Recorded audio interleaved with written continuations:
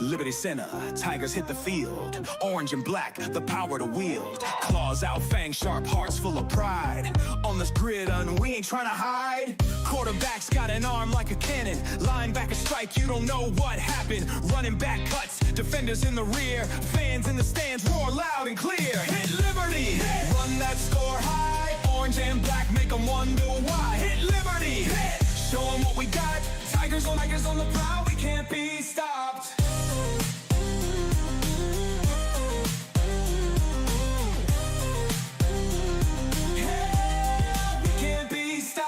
Greetings and welcome to week 14 of On the 50 with Coach Casey Moeller.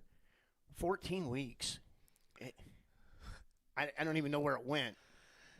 It goes fast, but you think back to it seems like the Tenora game was a long, long time ago. Yeah, a lot of running around, a lot of recording, a lot of practices. Yep. It's coming to a close here.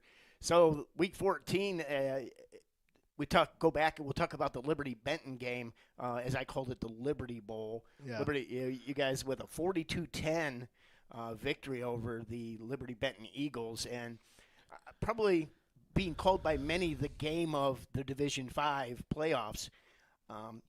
Didn't turn out that way. Interesting enough. Work at it, and we got some good field position early. We got some big work at it, and we got some good field position early. We got some big plays, and I think once we got that first score, I think things started to snowball from there. Yeah, and we talked a little bit about Liberty Benton's previous games. They threw a lot downfield. Now, they didn't have two of their players, but you know what? You got to play, and that's what we talked a lot about that. And we kept waiting, Jesse Miller in the booth with us. We kept saying, okay, they're going to go downfield. They're going to go downfield. But they really changed the way that they played against you guys. And Liberty responded very well. Were you prepared for the long pass and the downfield stuff? Yeah, I mean, we had prepared that we were going to have to defend that. And I think, really all year and certainly that game, we've done a good job of keeping the lid on things, so to speak. And I think, the further you get into the playoffs, the more you have to do that. You want to eliminate those big pass plays over the top. They took a shot early on the first play. I was going to mention that. That was about it. I think once that was unsuccessful, those are, as a coach, those are low percentage passes. So when you don't get one, it's like, do you really want to, maybe waste a down to try to do that again? And then you kind of put yourself behind the chains and stuff like that. And so the next two possessions, they started kind of going underneath and things like that. And then after, 3 possessions, it was kind of getting out of hand at that point. So, I thought our defensive guys did a really good job of shutting that down. Yeah, 35-3 halftime score. I think when you looked at the body language of Liberty Benton, it certainly changed from those first couple series to that about midpoint of the second quarter. You could kind of tell from a viewer's standpoint that things just weren't adding up for the Liberty Benton Eagles. They traditionally throw the ball a lot. They had 84 yards passing, which and 102 yards rushing, which in the majority of the games that we've seen have been just the opposite. They were passing a lot more than they were rushing.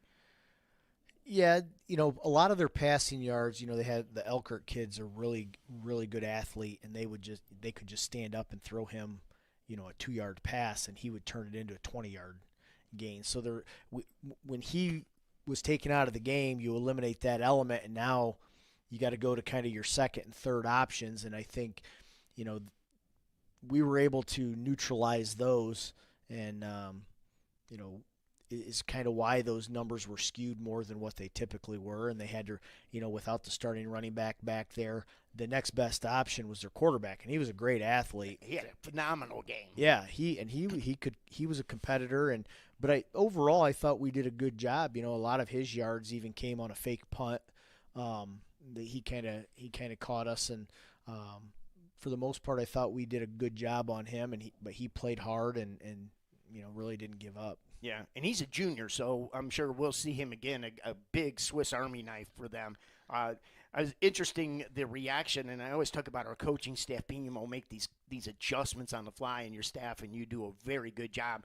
One of the adjustments we made was on the punts, where we left our first team defense in, and Thomas was back there fielding punts, and I think I haven't seen him do it for I think maybe freshman sophomore year, and then returns a 60-yard punt from that position. So I love the adjustment and the excitement of that team when Thomas took off for 60 yards. Yeah, that's something that, Brian Hefflinger has situationally worked on where, hey, we're keeping the defense out here.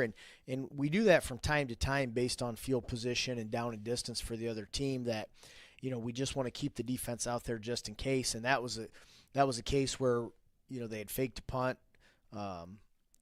We wanted to keep the defense out there, and we wanted to have, Ethan and Isaiah were both out there, but we wanted them up in positions to cover in case they passed. And it's easy enough to tell Thomas just to drop back.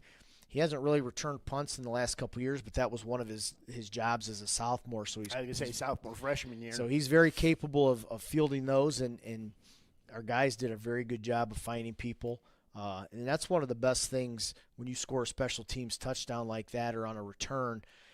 You see guys looking to block. They're not just out there kind of watching. They're trying to find people to go out and hit, and that was the case there. And Thomas made a nice cutback, and that was a nice feather in the cap for our special teams. Yeah, I think that's one of the many great qualities with Thomas is his vision and his ability to cut back. He also had, talk about cutbacks, he had one run where he did the old Chris Berman whoop at the goal line and just spun around, touched his hand down and scored. So, great vision, but his ability to cut back has really been one of his strong points. Once he gets through that burst of speed through the line, his ability to see the field and just find that open slot. Yeah, that's definitely been his strength the last few years, his vision and his anticipation. And it's not just, cut back. You got to know when to cut back. If you do it too soon, the defense can adjust. If you do it too late, it's ineffective. So his timing on those has been pretty good so far. Yeah, he led the team in rushing 106 yards and a 60-yard punt return. So a great game for Thomas. Talk a little bit about the breaking points. When we're in the booth, we always look for something that goes, okay, that was the point that broke the straw that broke the camel's back. I think Thomas's punt return had a lot to do with it. And then talk a little bit about the play where Baxter Barrett in his 79-yard play where he just literally, everybody was standing there watching, he just ran by everybody. Well, it was kind of a case where, they had just kicked a field goal, and you felt like, all right, we need to respond here because if we don't, they can gain some momentum and start making this close again. And in the previous couple of series, we'd lined up in a formation and kind of saw a hole where, Ryan Miller up in the booth is going, hey, look, I don't think they can defend this play. And so we had just scored previous to that, and we kind of said, hey, when we come back out, here's what we're going to do. And it was just a simple go route by Baxter. They didn't have a safety on that side over the top. The guy that was up on him was in the box and had been playing pretty aggressively. So we thought, on first down, we'll take a shot there. Everybody ran the routes exactly, got to their landmarks where they needed to be, and Caden put it on the money, and that was a huge play for us. Got us down to, I think, the 2-yard line, and that was, again, they had just got a little bit of momentum, and then we kind of broke their back with that. Yeah, and like I said, that was one of the things as commentators in the booth, we look at something and go, okay, that was one of the straws that broke the camel's back. Yeah. That's certainly that play and that response. And I think you're absolutely right. I think when they scored that field goal, they said, okay, we can at least score. Now let's see what else we can get. And that response was just awesome. Mm-hmm. Let's talk a little bit about overall. Liberty Center had 435 yards of offense. Liberty Benton, in 331 yards rushing. Liberty Benton only gave up 350 yards rushing for their entire regular season. Talk a little bit about our line play. I know our backs are very good at doing that, but I think one of the most dominating things we saw in the game is our line of scrimmage. I think we dominated that on both sides of the ball. Yeah, I think we have a very good offensive line. They do, a nice job of getting where they need to be. We were tirelessly, Coach Miller, Coach Spangler, Coach Howe on, combo blocking, making sure we get hats on people, and then, can we climb to the next level? We did a really good job of that. And part of that, I think, Liberty Benton doesn't see kind of the style of play that we do. There's not a lot of wing T teams in their conference, so they don't see that a lot. They get a lot of spread teams, and teams try to run the ball out of the spread, but it's a little bit different style of blocking. We're a lot of, gap blocking, get down, straight ahead, kick out, where, a lot of the teams they play are zone blocking teams and things like that. But I think part of it is, our guys are coached up really well by our line coaches, and, the makeup, the physicality and the makeup of our linemen sometimes is a little bit different than what other teams have, where they see just a big kid and think, oh, you're going to be a good lineman. Our guys are athletic, and they can move, and they can get to level 2, and they a lot of times have bad intentions when they get there. Yeah, I mean, I went back and watched the video. Now, you guys can't yet until our season ends. We'll put them back on YouTube. A lot of people go, well, I can't watch the game. Well, we'll leave it up until midnight. Mm-hmm. Then we take it offline for scouting reasons, and we've done that for years. Right. But I went back and looked at the video, and there were multiple runs where you've got Kellen Weimer 30 yards downfield. You've got Hunter Spangler. You got Deegan Schwager. Then you go to what I'll call the level 2 players. You got Sawyer Bockelman running down, just literally spinning his head trying to figure out who to block next, and nobody wanted any part of that. We call it making good business decisions. Yeah, and that's one of the, I guess you could almost say, an X factor for us is our linemen are looking to get downfield. We call those the touchdown blocks. And you don't even really have to block somebody if you're just down there and in the way. And our back's job is to cut off a view. And it's kind of like, if you stand a tree out in the middle of something and a guy's got to pick which side to go on, you just go to the opposite side, and that's kind of what it is. But, we ran a little reverse play with or counter play with Garrison, and Kellen was pulling, and their DB was just running away from him. Yeah. Wanted no part of him.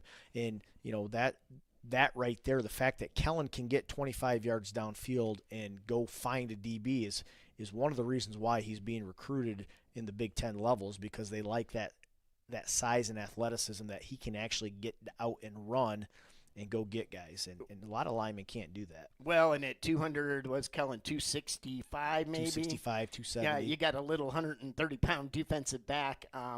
It's not a favorable matchup on his part. So, but it's also pretty cool that Kellen can also get downfield. And that's one of the things I think you watch Liberty Center football. You talk a lot about size and you talk about whatever, but the speed that we have from these athletic kids that play linebacker. Garrison Cruz is fast. Mm-hmm. Kellen Weimer was running downfield in front of him, and Garrison was not letting up. Right. So that's a really cool thing. And we've got a lot of linemen that can do that, a lot of speed. I think execution is one, but athleticism certainly comes into play there. Well, I think the athleticism plays into the execution. If you don't have some athleticism, it's hard to execute some of our schemes, and we've got guys that have worked really hard to become the best athletes they can be. Yeah, and then I think that's a tribute to the program. That's a tribute to the senior leaders.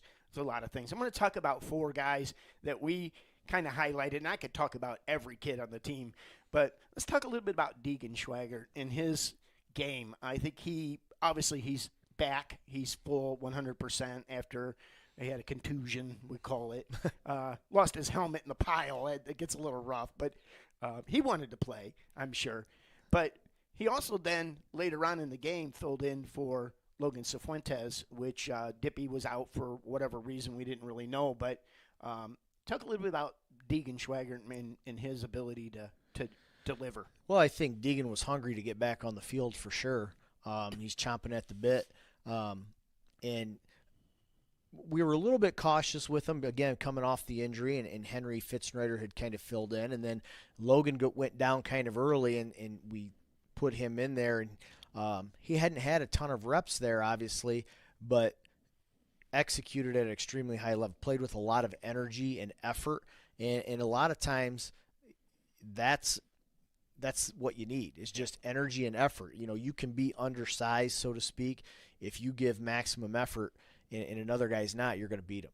even if he's bigger than you. And I thought Deegan was playing hungry and just did a great job for us. Yeah, it looked like he just went in there and wasn't quite sure what to do, and you've confirmed that with the reps, but he just destroyed everything. It didn't matter. I'm just going to get everything and everybody, and just solid performance by him. Obviously, Baxter Barrett, one of his better games. I love the people wanted to call it the tush push touchdown, but it was so funny. I read a thing from Gary Cruz, and they were asking him about, he basically picked Baxter up and got him out of the pile. And Gary, like, where'd you come up with that? Gary's like, I had a really bad block, and I felt bad, so I felt like I had to do something. Yeah. So he picks him up out of the pile and shoves him forward. Well, I think that's a testament to, what makes our team so successful is, Garrison is looking to help a teammate, and we've got a lot of that. But Baxter on that play had a nice effort. Gary certainly helped him out on that, and that was good for Baxter. It kind of springboarded him into a couple of other big plays he had for us, and in the run game and in the pass game, and just blocking execution wise, he's from the end of week 10 until that game, we had like 3 weeks there, the bye week, the Oak Harbor week, Liberty Benton week. He's really elevated his game, not necessarily physically, but just playing better and more consistent all across the board. And that's going to be a big thing for us moving forward. Yeah. I think statistically, I was trying to get back to the statistics, but when I talk about Jack Tatum Murdoch, I loved calling him Jack Tatum. Everybody's like, who's that? I go back in Pittsburgh and look. But Tatum Murdoch, I think he led the team in tackles and didn't start and played limited defensive snaps. Yeah, I mean, those are special teams tackles. And Tatum is a superstar in the wings waiting. I think he is going to be really, really good for us in the future. Matter of fact, on a lot of teams he'd be starting this year. That's what I would say. But very athletic, hard-nosed kid, likes to hit, likes to tackle, but also has great ball skills. He's kind of in a position behind Thomas right now and has come a long way. We kind of moved him there mid-August because we needed a backup rover, and we had some depth at sniper where he had been, and thought, you know what, he's going to be the future. I think Thomas has done a really good job of kind of teaching him, kind of the ropes back there, but Tatum has just come so far this year. We're not gonna miss a beat next year back there, but he also understands his time right now is on special teams. He doesn't take that play off, and he sees it as his opportunity to get out there and contribute, and he's done a fantastic job on our special teams, along with a couple of other guys, but he really stood out Friday just with his hustle, his effort, and determination to go make plays. Well, it was interesting. Usually you used to see Max running down there and just whacking people, and I think Tatum Murdoch just said, no, not this week. I got it. Yeah. And he just went down and made tackles that you're like, wow, where did he come from? And not just big hits, but very textbook tackles, square the shoulder, drive through. You go back and watch some of those when you can. They're just fundamentally sound tackles coming from, the outside. Well, it even starts before the tackle. I think just him staying in his lanes, and Coach Heffler talks about, are you in phase or are you out of phase? Are we going through a blocker? Are we avoiding the blocker, getting back in our lane, and then we avoid? And he's really figured that out, when to maneuver around a potential blocker, when to go through a blocker, where's my fit? Because you got to have 10 guys, or probably not 10, but probably 9 guys running down there in certain fits. And if you get out of your fit, it opens up a gap, and that's typically where you get a big return. And when you watch it on film, it's like, okay, we got 2 guys stacked. They're both in the same fit. We got to get our better spacing. And as a unit, we did a really good job Friday, and Tatum's really bought into that and done his job at a high level. Absolutely. Last but not least, I'm going to talk a little bit about Isaiah Badenhop and his growth and maturation in the season. I think he played probably the most solid play-for-play game that I've seen him this year. His coverage, he was pressed a lot. He press coveraged a lot. He guarded the number 27 kid. I can't think of his name right now. But he was the weapon that they had left in the cupboard. And Isaiah, I think, just did a fantastic job in coverage. Isaiah has kind of quietly emerged as a very, very good player for us.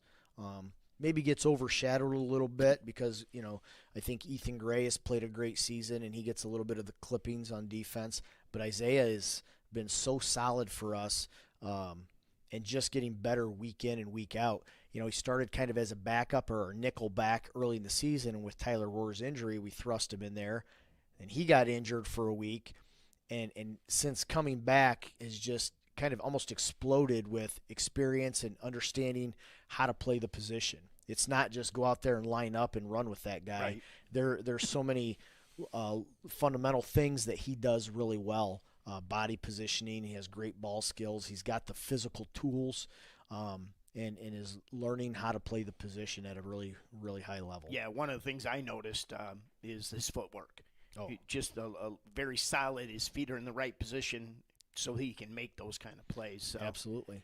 All right, well, it's a great win for Liberty Center over the Liberty Benton Eagles, 42-10. Let's move on to this week, and we'll take on 11-1 or 12, might be 12-1 now, Genoa Rockets. And the last time we played them, we won't go to, but was the 45-43, 4th and 25, one of the greatest games I've seen in all the years of working with Tiger Sports Live, but one of the greatest plays I've ever seen in high school football. The 4th and 25 throw by Cam Crew that's our trivia question all the time. Who caught it? Everybody knows who threw it. It was Brendan Morris caught that.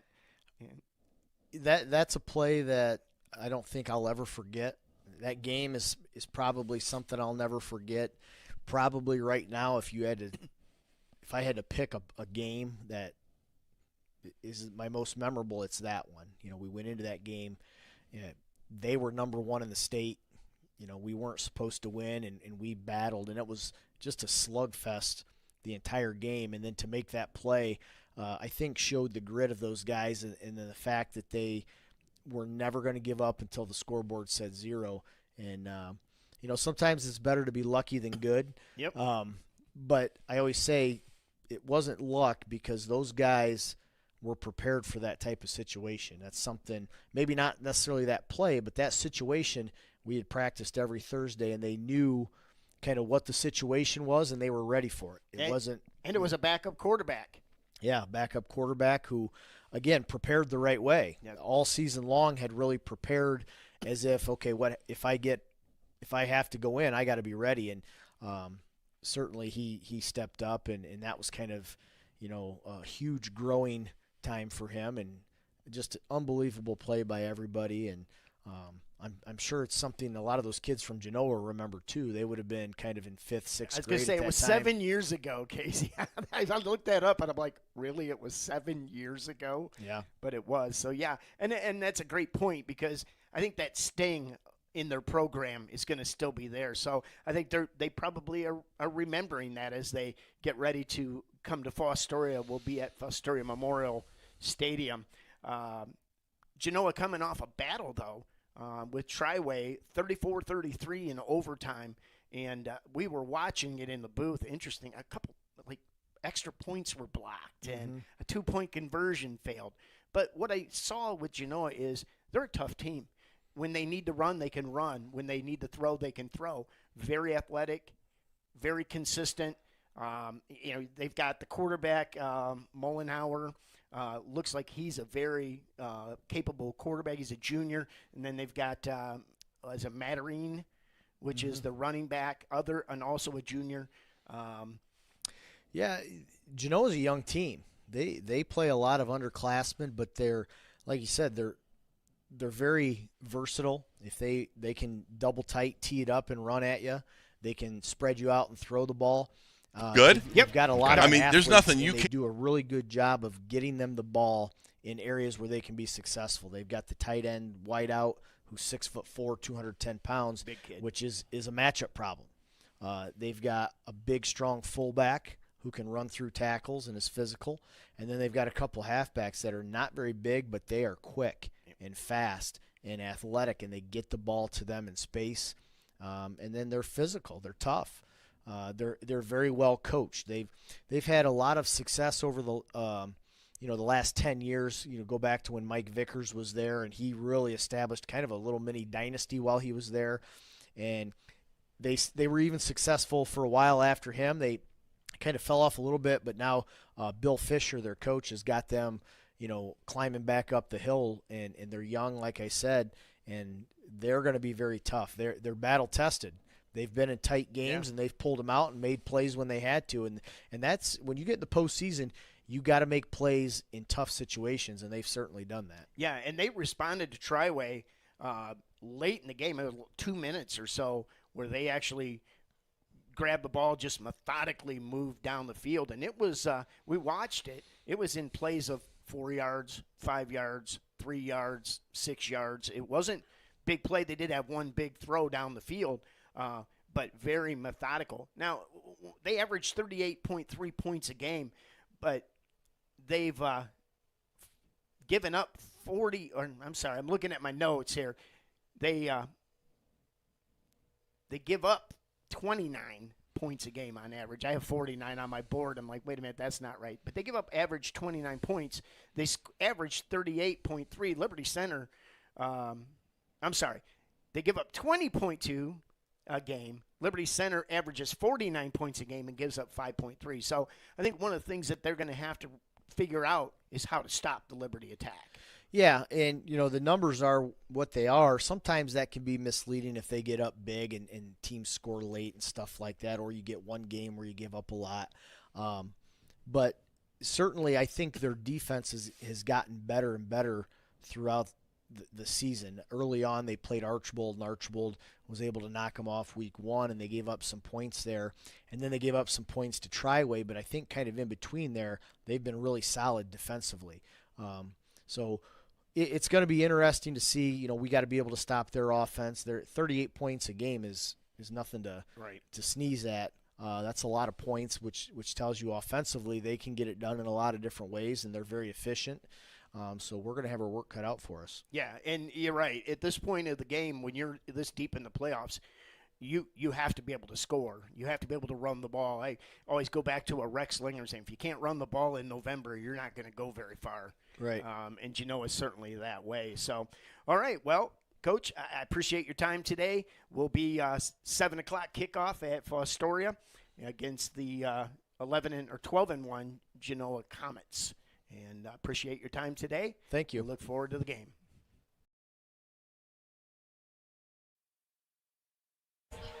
Good evening, Tiger sports fans. Welcome to the KK Collision pregame show. Tiger fans, welcome to the 2025 Region 18 Championship game between the Genoa Comets and your Liberty Center Tigers. Hi, everybody. Jeremy Babcock with Scott Barrett and Brian Babcock. And, guys, the Tigers are coming off a huge, dominant performance last week against Liberty Benton. Thoroughly impressive. We expected a little closer of a game, and it was just utter dominance last week. If you watched from the stands, which I did, Jiggs and Jeremy, there were a lot of standouts in that game last week, but I think the tone setter was Max Walker. Yes. Max was dominant in all three phases of the game. The early hit that he put on their top wide receiver last week and knocked him out of a game, a pick, just an important turnover for Liberty as they were starting to get the wheels turning. And Max, before the game, a lot of people have seen it on social media, he was extremely excited about that game because, let's face it, Liberty Benton was very good, did a lot of talking in the preseason. So Max Walker, the seniors, really set the tone, brought a very physical level of play, Jiggs, and that game was in the bag kind of early. Outside of their quarterback creating some issues here and there, Max Walker and the seniors took care of business. Well, this Liberty Center team, with the physicality that they bring, I think they shock teams offensively, defensively, and special teams. You saw the kickoff, again, just swarming to the football. Defensively, hats to the football, people putting heads, shoulders, getting in there, 7, 8, 9 hats to the football defensively and offensively. Starts with that offensive line, and they are playing at a very high level right now. And Jeremy, last week you're a fan. Yeah. And then now you call games. Spike's a fan tonight. We're thinking of you, Spike. He had a fall this week and couldn't do tonight's game, a little banged up. Jesse Miller calls games. He's a fan. So you get a chance to see it from a couple dimensions. You're not just calling games, but you have to admit last week Liberty Benton brought threats that we had seen. We brought speed. That was probably the best dual threat quarterback we've seen all year long. But as you sat there and watched in preparation maybe for this week, I thought we were completely dominant. And I think the defense, the hitting, the physicality, and the seniors really led the way last week. I totally agree. In the podcast last week, I had two keys to the game for a LC win. One was I thought we had to control the quarterback, not knowing if that number 10, how healthy he was going to be. We did that very well. We hemmed him in well. And my second key to the game was got to be physical and got to knock him around a little bit. We did both of those things well, early and often, and it led to a very dominant performance. You know, Jigs, Liberty Benton throughout the year, and I think the conference they play in is okay. The Blanchard Valley, they're moving next year. I don't know what the league's called, the old NLL. They're going to play with Napoleon and Maumee and I think Fremont Ross, and it's going to be Bowling Green. It's going to be a good league for them. But I just don't know that they had seen the kind of physicality. Their quarterback was their biggest threat. They had lost both the brothers, which I think were enormous threats. The kid, I think number 10 was a kid that's going to Toledo. Once those kids were not in that game plan.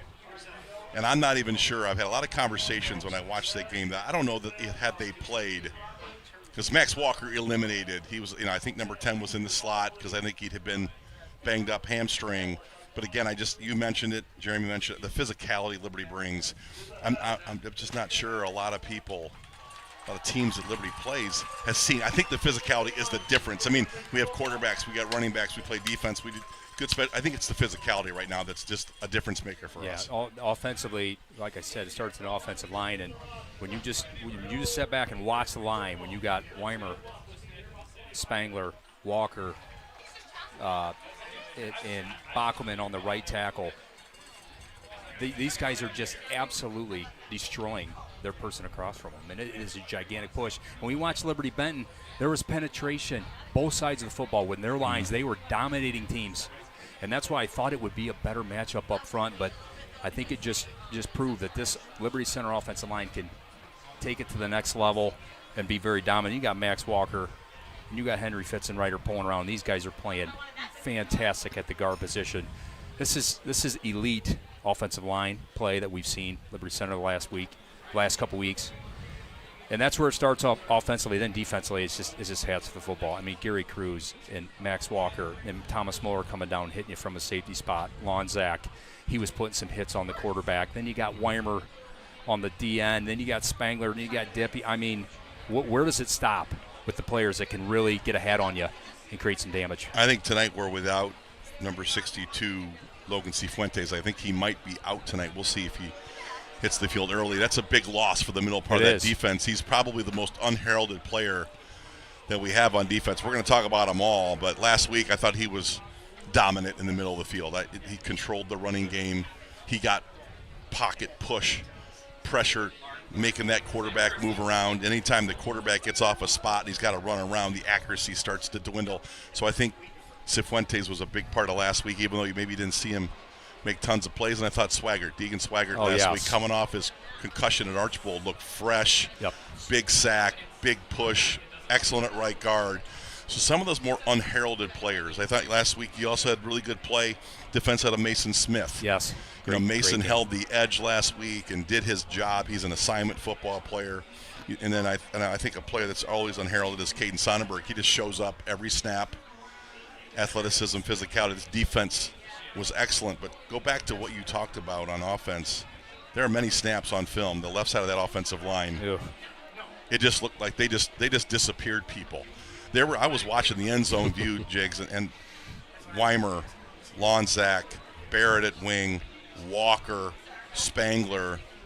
There's just not a lot there's not a lot going on there. Those guys are dominating, and I think that's where this offensive line sets the tone for the entire game for us. Well, and you cannot prepare if you're an opposing team. You can't prepare for what's about to hit you. You don't have the size of our offensive line to prepare you for this week. And the physicality, you don't have the not just the size. We face size and all the time. And the technique. Watch Kellen Weimer. Watch Spangler. These guys aren't missing blocks. Like I'm talking at all. It's just Every single play, they are getting their block, getting on their guy, and then a lot of times they're on to the next level. It's an elite offensive line right now play that I'm watching, and then you talk about Lonzak. He's an extended tackle. I mean, he doesn't get the ball a whole lot, but man, oh man, he can block. And he's an ex wide receiver. At any other team, tremendous he's player. the number one. He is the number one threat on any other team, really, in our league, I think. So he is outstanding from that tight end position. Then Baxter's blocking really well from that wing. They got Gary in that wing some. Thomas on them lead up in the powers is blocking. So it's really the unselfishness that I see of not caring who's getting the ball, but I'm going to go do my job, and these guys are doing it really well. Before we get to Genoa, Jeremy, it's rare to say I like to watch our center play. Yeah. Watching Hunter Spangler Yes. dominate the middle of the field, get to the second level, being that size. What is he listed at? 6'4", 265. Man, oh man, he gets the job done in front of him, gets to the second level as good as anybody. Hunter Spangler is the quiet MVP of this offense. And we'll talk about Garrison, and I want to talk about his blocking in a minute. I mean, he made some blocks last week that were crazy, but when you're just watching as a fan, Hunter Spangler just flashes from the center position. Does that even sound right, Jigs? But he does. You find 75, he is destroying people. That's absolutely right. And he gets – another part of his game is he gets downfield so well. Athletic. You see the center, the tackles, the guards blocking 10, 15 yards down the field and pancaking DBs. They can get to him. Those DBs aren't too fast for him. These guys are next-level athletes. And, I mean, Hunter Spangler's going to Ohio State to throw the shot or disc or whatever. I think he could play Mid-American Conference football. But I'm pretty sure he could play some D1 football if he wanted to. Just an impressive year for Hunter Spangler. You know, I don't think we talk enough about how good of a blocker Garrison Cruz is. Ooh, yeah. He is murderous. Yes. He was the wing last year. You know, number 19 was a pretty good running back for Liberty Center. He was okay. A little bit, all-time running back. But I think if you go back and you watch 30 blocking for 19, I don't know that you get a better blocker from that wing, tight end wing position than Garrison Cruz. He just manhandles people. He's a Division I football player.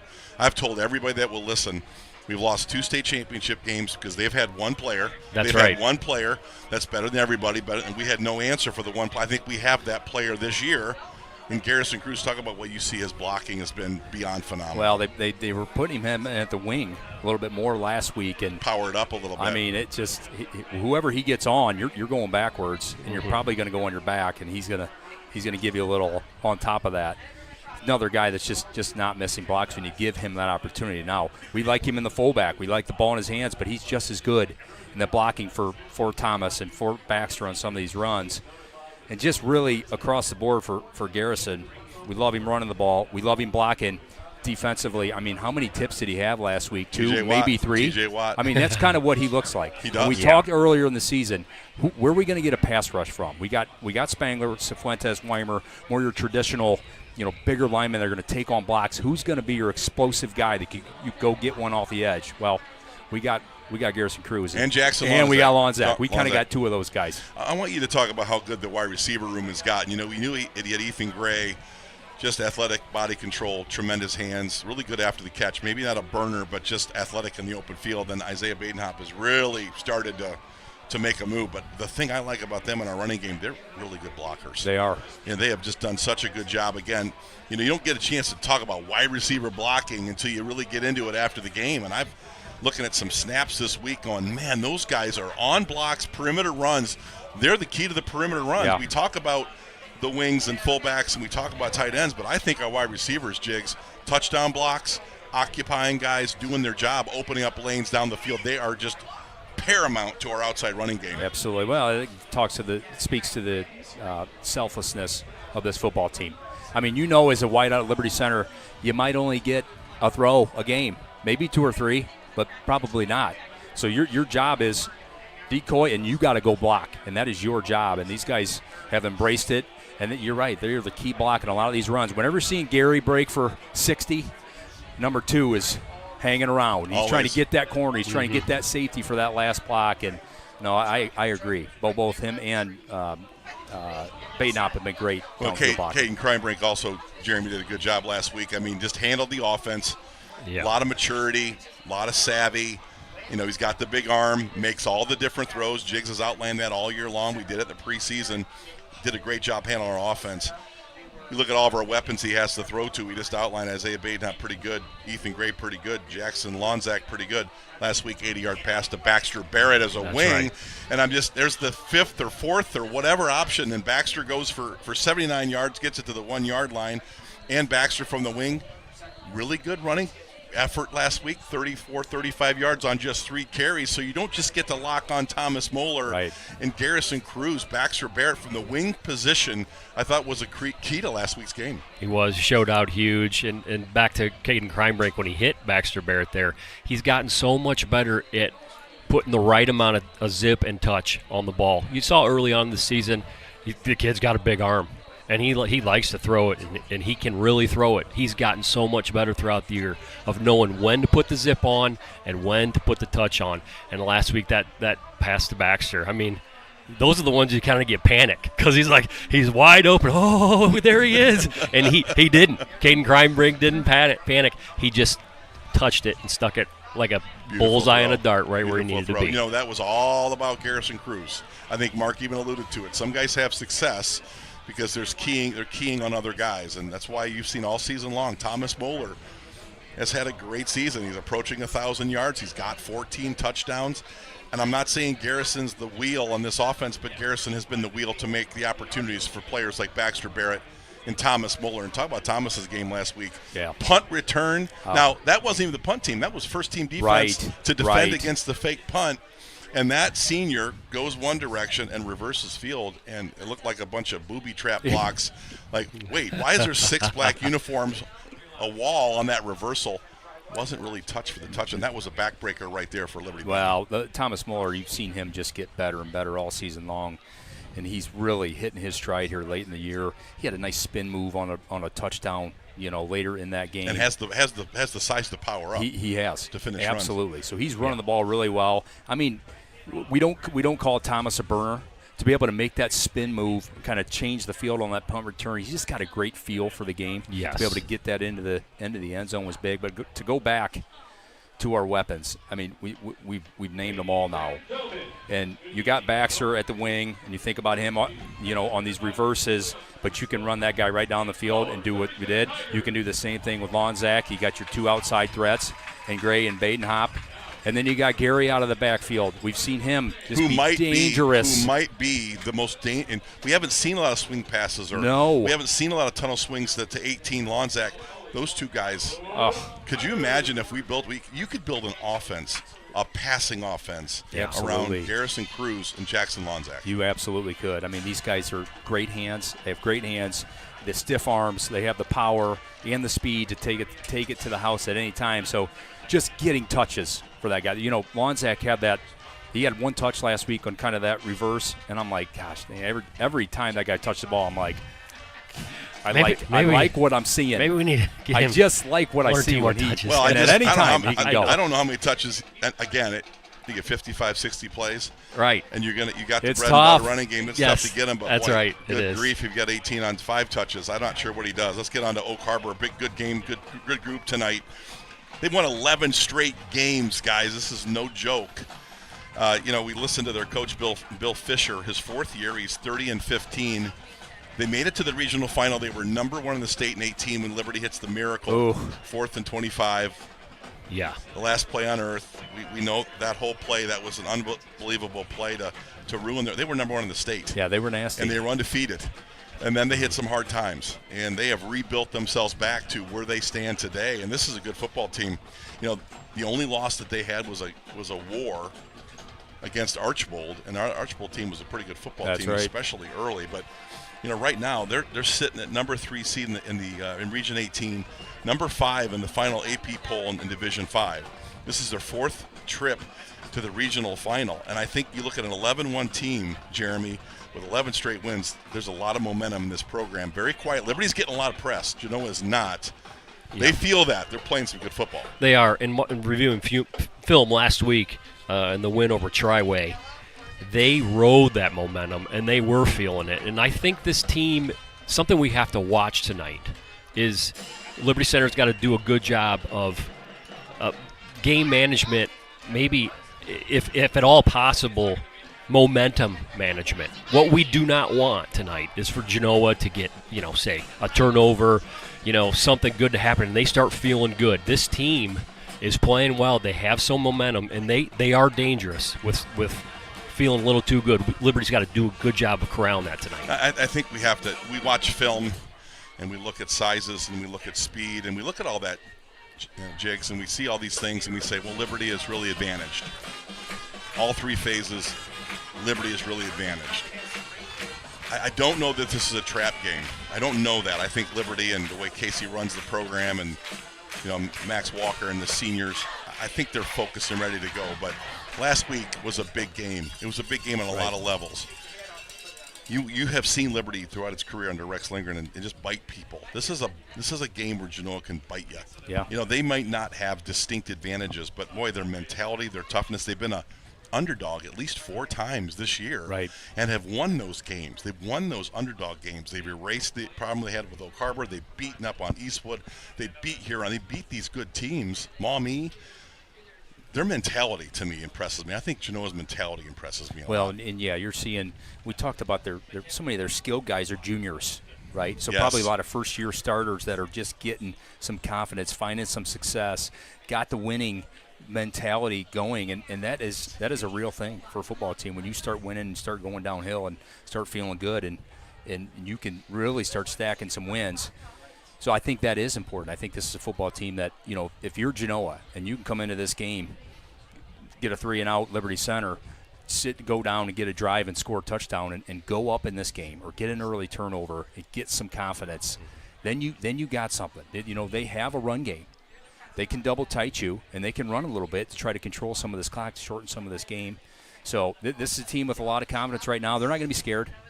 They've played a lot of the teams that we've played and been close to Archbold. They can look at that Archbold game and say, we almost got them, and Archbold was really close against Liberty Center. And they can turn that film on and say, well, Archbold did this really well. Let's see. Well, I think there's no question. I think Bill Fisher in his 4th year has his team believing, and they're going to be around for a while. There are a lot of good players as juniors. You talked about that. They're scoring 38 points a game. That really stuck out to me. I really like what they do on offense. I think they're rushing for $199, 200. I think they're throwing for $155. They've got weapons. Their quarterback, a 6'1", 190-pound junior, Miles Mollenhauer. That kid's athletic. He is. He's got great feet. He can get out of the pocket. He identifies his weapons. He can run. He looks like a senior that's been in the wars. I mean, he's a good-looking quarterback, Jigs. Yeah, and he really can throw the football. You've seen out of the pocket too. Yeah, he runs. He throws on the run really well. He is slippery, and he makes a lot of things happen with his feet. I think at times when you watch film, you wonder if he couldn't run it more. I know it, because he is an athletic-looking kid, can throw it on the run. He really runs that offense nice, and his top target tonight, Jackson McDone, look out for number 11. He really zeroes in on that guy. That's a guy that he's 6'4", go win 50-50 balls. If there's 2 guys on him, sometimes he doesn't care. He's going to go give his guy a chance, and he's won a lot of those 50-50 balls. Let's talk about that. Both of you guys played defensive back, safeties, back end at Liberty Center, and Jeremy, this Jackson McDone cat, he's big, he's strong, he catches the ball well, he adjusts his body well, back shoulder guy, good feet, maybe a Division I football player. A lot of Division I schools looking at him. And you're a bigger guy. You're not small. You were taller. Talk about, both you guys have had those experiences where you got a 6'4" guy all over you. That's hard to defend. And we got good DBs. I mean, Isaiah Badenhop's been great, and we've, Caden Sonnenberg, and we've had, Ethan Gray has been great. You can go down the line, and all the guys, JT Okru, they've all been good. But this guy's different. He's big. And talk about how difficult that can be, a matchup with a guy that size and that athletic.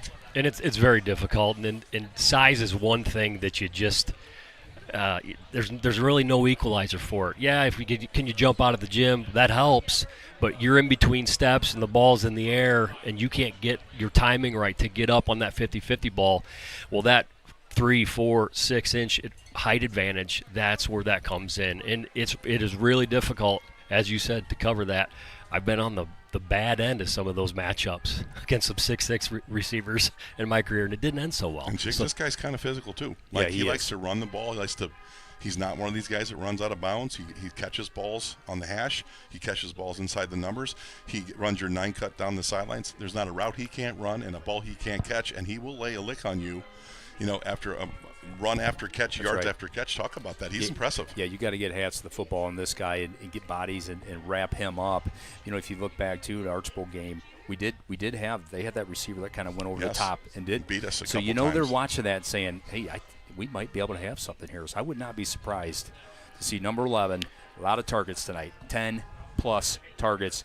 And I'm telling you, the quarterback will throw the ball to him and give him shots. Well, he's getting double-digit targets. Jackson Magnone. It's going to be a tough call tonight. But when you watch number 11 play every film, he's their best offensive player. But you cannot forget about their running back, Ryan Rouston, 5'7", 152-pound running back. He's their Mr. Outside guy. Very impressive, quick, and agile. I think we're getting ready to do the national anthem here. And we'll get back to our KK Collision pregame. All right, we are going to take a quick break here as the national anthem's coming up. I do want to make mention that Spike Whitman is not with us tonight, and some of you will wonder why. He actually is home rehabilitating. He had a fall and some broken ribs, and if you've ever had broken ribs, well, you know how that works. So, Spike, get on the mend, buddy. We'll take it from here. So we'll be right back with the national anthem after this.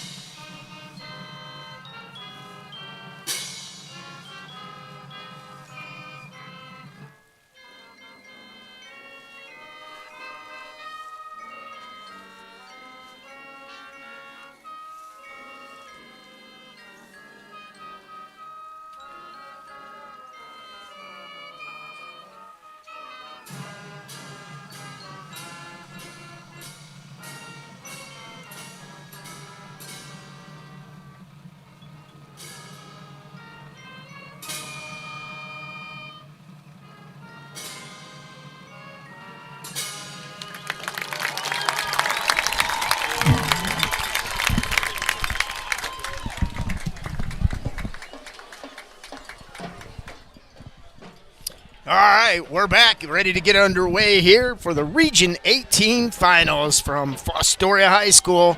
Guys, I tell you what, we've been very lucky. The weather is wet, but the weather's decent. And, guys, I'm looking at Scott and Jigs here. I'm just going to say one word, Parma. Yeah, right. Oh, boy. Right. And we're talking about that was freezing. Yeah, not the best conditions here. Pretty good, Fostoria. Great facilities here. We appreciate them. We also appreciate KK Collision, the sponsor of our pregame show. And we're about ready to get underway, guys. I think it's important, Jigs, we're before the national anthem, and Jeremy, to outline the rest of the offensive threats for Genoa. You know, they've got a really good inside-outside and special teamer Ryan Rouston, a 5'7", 155-pound senior. He's their speed guy and their big threat guy in special teams, and their big inside runner, a 5'9", 200-pound junior, Alex Materney, good blocker, inside runner, their best linebacker. They can run it inside. They can run it outside. They can throw it a little bit to those guys. So they have a good balanced offense scoring that many points a game, and they've got weapons inside and outside out of the backfield. Yeah, I'm really interested to see. This is an offense that'll tee it up, and they'll go a straight tee, and then they can get right into spread within the same possession. They are able to do that. So, I don't know that they're going to be confident enough to try to run on us tonight. So I would expect a little bit more spread, get the ball out quick, get it to some of your slot receivers, quick screens, number 11.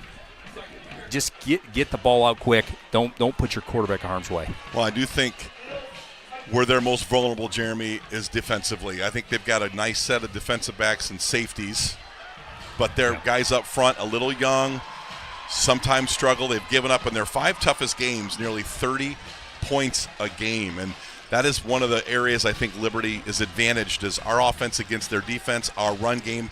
So they're going to have to add bodies and junk up the defensive line because straight up Liberty dominates. And I think when you think about Liberty Center and how they like to attack, giving up 30 points a game against your toughest competition, that's a tough stat for Genoa to overcome. That's right. And in film, there were teams with inferior lines to Liberty Center moving the ball fairly consistently. And I don't want to say dominating that line, but certainly moving them.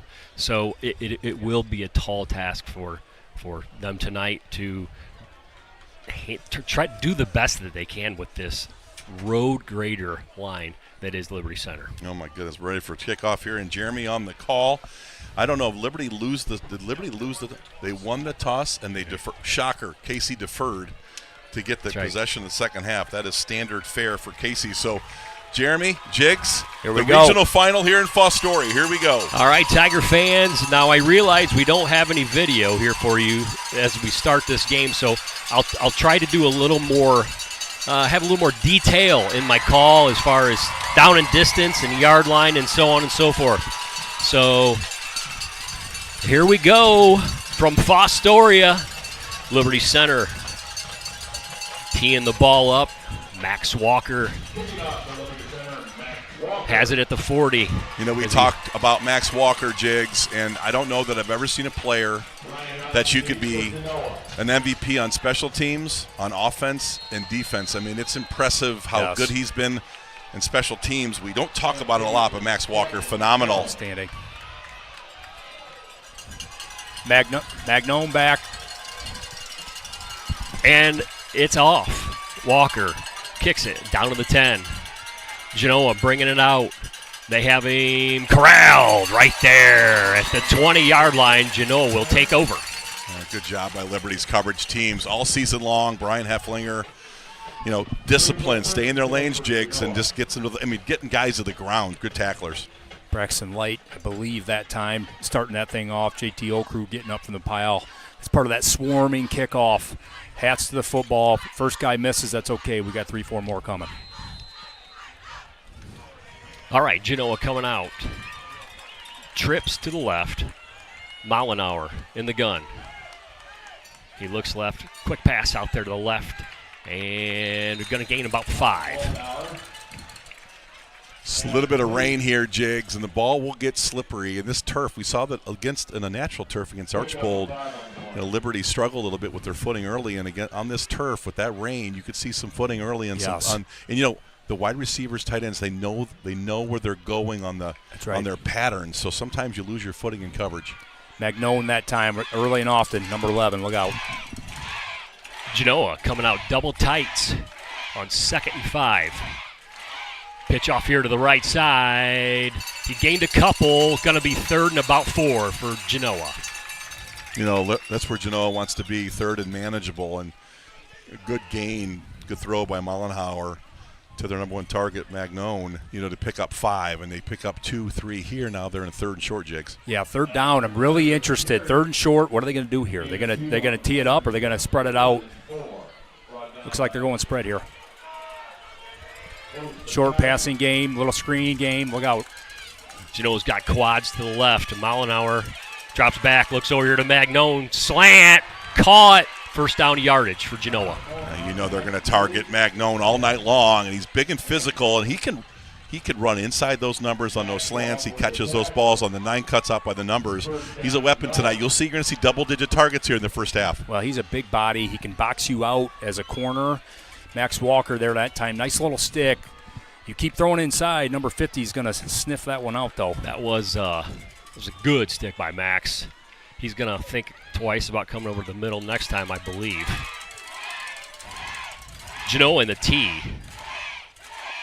Give off the left side, number 36. Big hit in the backfield by Kellen Weimer. Yeah, you're not gonna beat him on a lot of snaps, and Kellen just won right off the snap, Jigs, and that's a negative play. And Kellen just playing like the Division I football player that he is.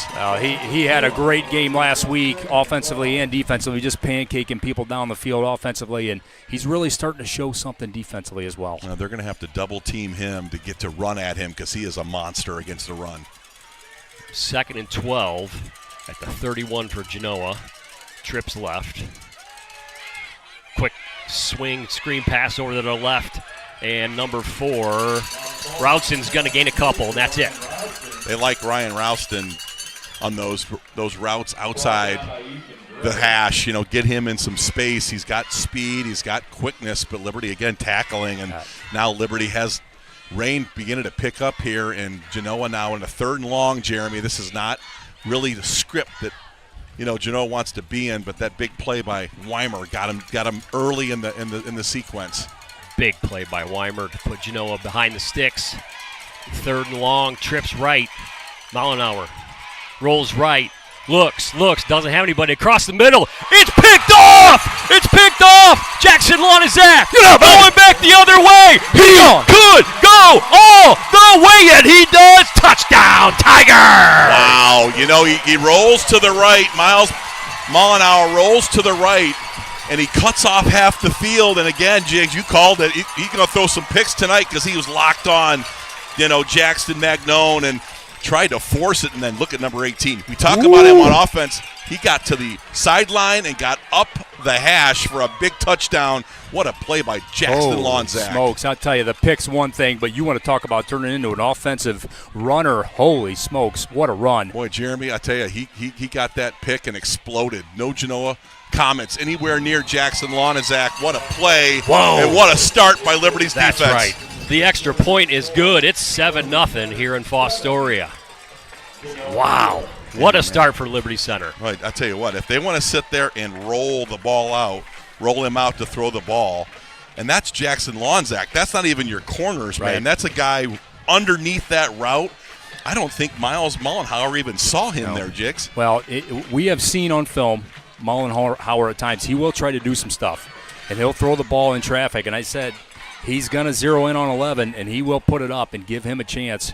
A little bit too much traffic that time. What a catch by Lonzak. I mean, he elevated high to kind of rise that thing and then be able to take it back. What a play. He read the Genoa turns from offense to defense to try to get Jackson Lonzak to the ground. He just whizzled his way through the blocking, and then we went right to blocking. There was no Genoa comments anywhere near Jackson. What a great job by Liberty's defense, flipping from playing defense to blocking. And Jackson gets in the open field. He is gone. Wow, what a great start, Liberty Center's defense. Liberty teeing it up. Max Walker to kick it back to Genoa. With 8:47 here left in the first quarter. Walker kicks it deep. Number 4, Routson Fields. Takes up the middle. He's at the 25, and he's swarmed right there at the 20. Yeah, good play by Baxter Barrett. Again, this coverage team, I talk about it all the time. They're such good open field tacklers, and the lane discipline of our coverage team, Jigs, been fantastic. That time Baxter Barrett. The time before, JT Old Crew, you just keep naming guys, getting on the piles. Badenhop, these guys can really tackle on the coverage. Well, inside the 25, that's exactly where you want Genoa to start. Genoa with their second possession of the game. Twins right and left. Mollenauer in the gun. Single setback. Drops straight back. Pressured comes up, throws it over here to number 2 in the flats, and he's going to gain about 4. Good patience by Miles Mollenhauer there. His first look, again, as we talk about Jackson Magnone, and then he was able to dump it for a couple positive yards. I'm interested. You're right. He does not like to run the football. No, he had some opportunities to run it. And he's an athletic kid. He is. Can run he really is. Great job that time, Isaiah Badenhop. Stay home. Quarterback comes out. Sometimes as a corner, you want to come up. You got eyes on the quarterback. He stayed home, able to make that nice tackle. 2nd and 6 or 7 for the Comets. Double tight T formation. Power off the left side and routes it, and that's not going nowhere. I'm telling you what, number 50 read that play and got right through the A gap. Max Walker just closed that play down. Of course, then the right side of the defensive line, Kellen Weimer, there was nothing there, but that started with the captain, Max Walker. You see him read that and get to the point of attack? Negative play. -4, Jeremy. Linebacker making that play behind the line of scrimmage, Max Walker. You just wonder how long Genoa is going to try to continue to run this football. I don't see it happening. I think spreading it out, quick passing game is better for them, but man, they've tried to run on the ground so far. That's exactly what they're going to do here on 3rd and 8. Mollenhauer in the gun. He's pressured. Spangler's getting held. No call, and he throws it away. Genoa is going to punt it to the Tigers. You know, they're rolling him out, kind of that half roll to keep him out of the – because I think they've seen the push that Liberty's defensive line gets, and they've kind of – Miles half rolling to his right, cuts off half the field, and then Liberty's back end just covering it up right there. Spangler, great pressure that time. Looks like he might have got held. Then you got Max Walker coming to pressure that quarterback the rest of the way, make him throw it out of bounds. Ooh, great start, Liberty Center defensively. I'll tell you what, Jeremy, it doesn't get any better than that. You're getting good coverage on the coverage teams, and basically gave up 0 yards in that second series for Genoa. Fantastic start by the Tigers. Genoa back to punt, gets off a good spiraling kick. Badenhop feels it at the 40. Up the middle, he's got some room on the left side, across the 40 into Genoa territory, and that's where the Tigers will take over offensively. Great field position. Liberty firing on all cylinders. Special teams, you know, you talk about the coverage teams being so good, Jigs, but big positive yards. And you've talked about Isaiah Badenhop all year. He's starting to really blossom as a returner. That was a great job there. Catch the football in this rain, positive yards, great return. All right, Liberty's first possession offensively. 7:34 left in the first quarter. Rain is coming down, Jeremy. It's starting to pour. It is. Kreinbrink fumbles the snap. He got back on it, gained about a yard. That's going to be crucial here, guys. We don't need turnovers and give Genoa back that momentum. Well, you know, again, the rain has picked up. It was predicted to come tonight, more light, Jigs, but it's starting to really hammer. Got to keep that ball dry. That's a big, you know, Casey hates that first play in minuscule yards. So Liberty, though, here we go, 2nd and 9, and changes the playbook just a little bit.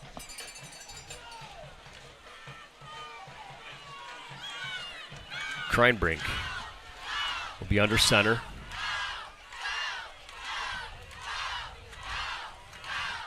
Wing left, 2 backs in the backfield. He gives straight up the middle to Moeller. Moeller's going to gain about 3. It's going to be about 3rd and 6 for Liberty Center. Alex Materney, their top tackler, 100-plus tackles. Jigs Jr., 5'9", 200 pounds, and, you know, does a good job filling there. Liberty gets a couple yards on that quick dive, but he's a good tackler. He fills, you know, watch him on film and does a good job filling that AB gap and kind of your prototypical Mike linebacker. All right, we'll see what Liberty Center elects to do here on 3rd down. Kreinbrink under center. A pitch off the right side to Garrison Cruz. Cruz is hit there and brought down about 3 yards short of a first down. You know, we didn't get on the block on that wide toss. I think we missed one block and he made the tackle. So here we go, Liberty on 4th down, going to go for it. Liberty going quick here, no huddle, lining it up. And Genoa with a 3- and 4-man line against this Liberty run. That's why they ran that dive early, Jigs, trying to find a lane. Kreinbrink fumbles it again. He's gonna gain a couple, but not enough for the first down. The ball's slippery out there, guys. Yeah, you know, I tell you what, 2 fumbles in one series, and Genoa feeling some energy from that. That's exactly what Liberty's stopping themselves, not Genoa, but Liberty. And again, the rain is really coming down. You fumble one, okay. Fumble two, got to make a correction there. Yeah, that has been a little bit of an issue It has. the last couple of weeks, and just Ball some of the handling of the football. Crucial. Big stop there for Genoa. Stop a little bit of this momentum, see if they can get something going here offensively. 5:40 left here in the first quarter. Genoa goes. Twins left. Mollenauer in the gun. Drops straight back. And he's going to be hit and brought down there at the 29. Tell you what, I think that's number 57. Deegan Swagger, coming off that concussion we talked about in the pregame, Jigs. Energy, power. He looks fresh. Big sack last week, big sack this week. He's so quick. He's strong. From that nose position there. The dipster's more of that power. Guy, you can't move. Deegan gives you a little bit different look with that quickness. Pass rusher, yep. Big negative play for the Tiger defense. Going to put Genoa back behind the sticks. 2nd and 15. Mollenauer under center. Gives straight ahead. And there is no room there. A whole host of Tigers bringing him down for no gain. That started, I think, with Hunter Spangler. Bottom of the pile is immovable at nose guard. And then you've got your linebackers, just great reads. Eric Weimer has those guys on point, Jigs, that you've seen some plays early by the linebackers. An interception, pick six. Max Walker, 2 negative plays, and there you go. Closing down inside run. No push from Genoa's offensive line there. Genoa, I think they're going to struggle to run the football. This rain is not a good thing for them. Yeah, that's right. Trying to put it in the air here. They're struggling running it. Yeah, not a great night to pass the ball with this weather. Watch Jackson. 3rd and long. Mollenauer rolls to his right. He just throws it away. Genoa's going to punt the ball back to the Tigers. And Logan Rouston, the senior there, was the primary guy. But then you got Garrison Cruz, man, just Liberty's defensive backs. Their pass defense on the back end has been lock solid early in those snaps, Jigs. Mason Smith all over that one on that sidelines out there. That time he had to throw it away. Listen, he doesn't have – Mollenauer doesn't have a lot of open guys right now. No. These guys are covered up in the back end. Great job. Liberty Center. And they've had to like half roll him to his right just to stay away from pressure. Yeah, we're getting some serious pressure in the backfield. Genoa back to punt. High spiraling kick. It's going to hit at the 43 and stay there, and that's where Liberty Center will take over offensively. Liberty Center needs to tighten up the center quarterback exchange, Jigs. That drive, we stopped ourselves on our first offensive drive. So I'll be anxious to see if there's an adjustment between him and Hunter. Again, we're going to say it all night. This rain is coming straight down, and you saw Cade struggle on a couple snaps. So see if we can get a first down play here with some positive yards and get this offense rolling. Got to get that guy a towel. I used to have about 3 towels when it was raining. I had to keep my hands dry, man. You had a ShamWow, didn't you? A chamois, keeping them dry. Kreinbrink in the shotgun. Going to be fake. No, give to Lonizak on a little sweep on the right side. He's got room across almost to the 50, a gain of about 8. I expect to see number 18 get a few more touches. You saw just a hint on the pick 6 return, Jigs. We've talked about it for weeks and on the podcast, and let's have number 18 touch a little more, and that's a nice little run right there on that wing toss sweep for him. Yeah, he's so explosive with the football in his hands. Big and fast. 2nd and about 2 for Liberty. Single high safety here, Jigs. Yep. Kreinbrink giving a power to Barrett off Good the right cut. side. Barrett's got room, and he's going to be brought down there across. He fumbled it. He did. Genoa football. Talking to Brian Hefflinger on ball security with Baxter Barrett has been a question mark. That ball gets away from his body a little bit, and that was a fumble, and he's going to be talked to on the sidelines. You've got to take care of the football. That's been a conversation they've had all year long. Good run by Baxter. It's great cut, great first cut. You just cannot fumble the football. Guys, it's safe to say so far, without these mistakes, Liberty Center's moving the ball. Yes. We just got to take care of it.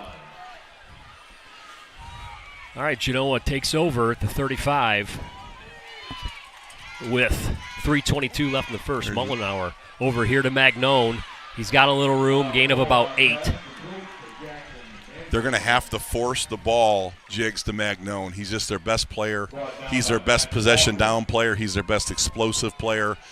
and I thought he'd have double-digit, kind of targets here in the first half, and they've got to have to force the ball to him. Some of that quick passing, not far, not down the field, I think that's going to be the key. Let him use his legs and his physicality to get some yards. 2:50 left in the first. Mullenhour gives straight ahead, and that's not going anywhere. Good early penetration by Swigert, that defensive line.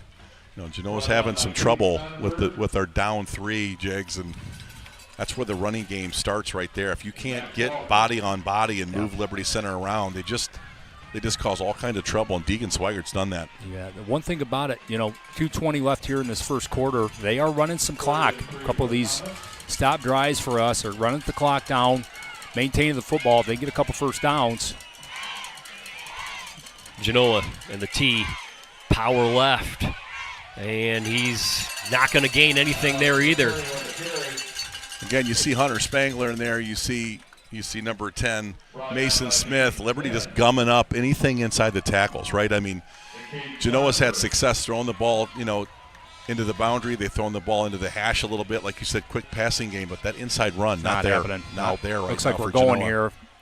4th and 2. Yeah, 4th down for Genoa. They keep the offense on the field. I'd watch something outside here. Watch an outside run. Not much going on inside. Double tight T formation for Genoa, trying to draw the Tigers off sides. Did not work. And it's going to be a straight dive up the middle, and he's got enough for the first down. Well, this is what Delta kind of did to us a little bit. You just maintain some possession, and keep Liberty Center off the scoreboard, and that's a big first down Yes, for it Genoa. is. Now they're starting to trying to get inside the 50 of Liberty Center, and that's their best run play right there. +4 on a 4th and 2. First down is so key for them. They get 1st and 5, or 5 yards in first down, then they can get back to that run game and do some of that. Genoa double tights again. It's going to be a play action. Ooh, Hunter. He's rolling right, throws over here to Routson. Routson has a little bit of room. Oh, my. What a hit, Swigert. Big hit by Schwager, and he gains about 9. There's a flag, though, in the backfield. Hope there's going to be some holding, Hunter maybe. Spangler. I think there's going to be holding. Yes, sir. Yeah. Yeah. They can't handle Hunter Spangler, and he's been held a couple times, and finally that flag caught up to that center guard combination. Big play, though, by Ryan Rouston. He catches that football and cuts inside, and Mason Smith had a difficult time keeping his feet, picked up an extra 4 or 5 yards, and then Max Walker greeted him here at Fostoria Memorial Stadium. Welcome to the regional final. Well, that's kind of what Routson can do for you. In short spaces, he's twitchy. He can change the field on you, get some yards. But man, Swigert has looked good, hasn't he? Well, that was Deegan's hit. Yeah. Max also laying a low when he gets a chance, but Deegan came down from the nose guard position to put a whack on that wide receiver. 30 seconds left in the first quarter. 1st and 20 for the Comets. Mullenhour. He's pressured, and he's going to be brought down at the 39. Deegan Swigert again with a massive trip up. Deegan is just winning inside with his quickness. We missed Logan Cifuentes, but man, Deegan had some great snaps last week, and man, he's having a ball game here in the first quarter. Yeah, he is so active from that nose tackle position. Quickness, energy, gets after it. Man, what a first quarter for Deegan Swigert. All right, that's the end of one here from Fostoria Memorial Stadium. Liberty Center 7, the Genoa Comets 0. And we'll be right back after we hear from our sponsors.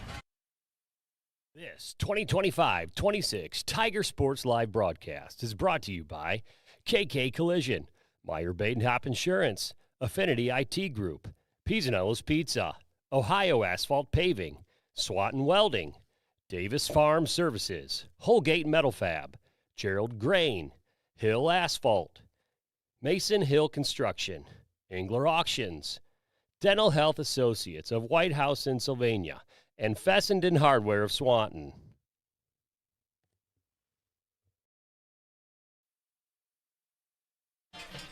All right, we're back here. Let's take a look at some score updates.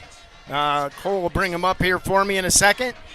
We got Girard losing to Cardinal Mooney 7-0. Wheelersburg up 7-0 on Nelsonville. North Union and Indian Lake, North Union 6, Indian Lake 0. And Columbus Grove over Lipsick 14-0.